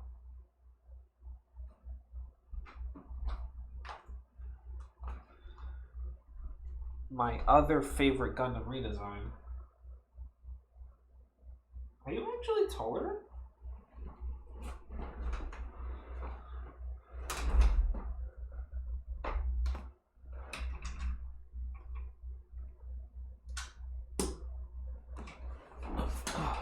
Wow, Turn 8 is big as fuck, huh? I mean, he really is big as fuck.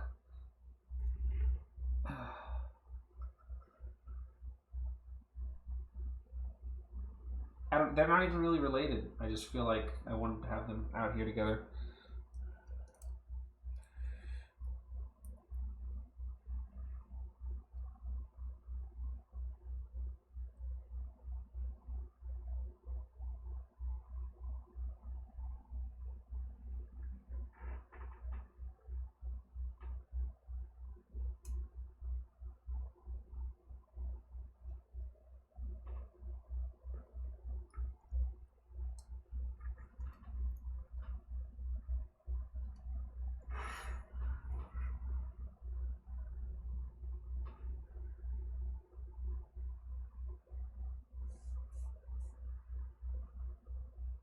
Yeah, it's really cool. I really like how the inner frame shows out, like in the arms, like right here.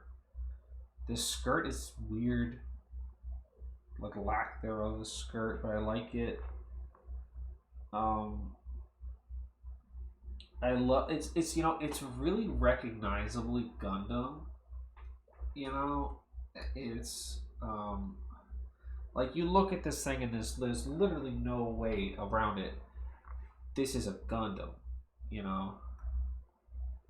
This is a Gundam. It has the colors and everything, but it's definitely like this is a Gundam. Like, no matter how you look at it, it's a Gundam. But it isn't just one of those Gundams that are just like trying to be a redesign of the RX-78. This is like the Ariel is definitely a Gundam, but it's definitely its own thing too. You know, like you look at it, you're like, yep, that's a Gundam. That's what the main character's Gundam should look like. But like, it has its own, you know what I mean? It has its own sort of style to it too. I think its own like unique design philosophy to it, and I really like that. I really like that a lot. I wish it came with more hands. My really only complaint.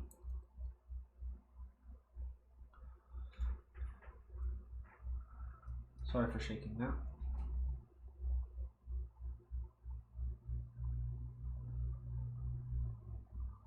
Pretty much really my only complaint is that I wish that it had more than just those standard holding hands. But that is a minor complaint. If you buy the thruster pack, it comes with splayed hands anyway. So it's good. It's really good. Buy it. Like, if you like Gunpla, this is an easy 100%. Supposedly Lubris is even better in terms of like mechanical build and like shit like that. I guess we'll see when I build that. I'll probably build that one on stream too, just because it's new and because I want to see it. So that'll be like probably like next week or like the week after that. I don't know. I'm really tired now. That was a long stream, almost 4 hours. That was a really long stream. That was supposed to be like 90 minutes long. So you guys have to go home. You guys gotta go home. You guys need to go home. It is a Thursday night. It's fine. Yeah, it's not a big deal. I just have to.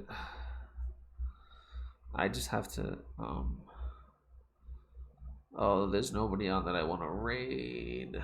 There's nobody that I really want to deal with raiding right now. So, we're not gonna do that. All right, listen.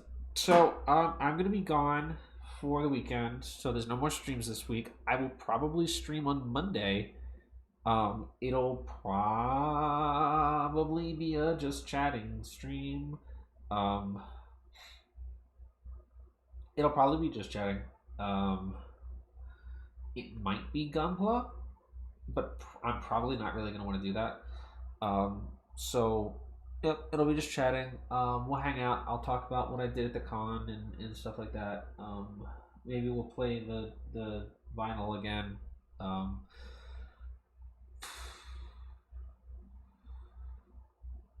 Yeah, so that's it. So I'm going to let you guys watch. I'm gonna press the button back here, and the stream's gonna end. Okay. So first I'm gonna press the record button, and that's gonna stop the VOD, and then I'm gonna press this button, and it's gonna stop the stream. Ready? Here's the Among Us. All right. Bye, everybody.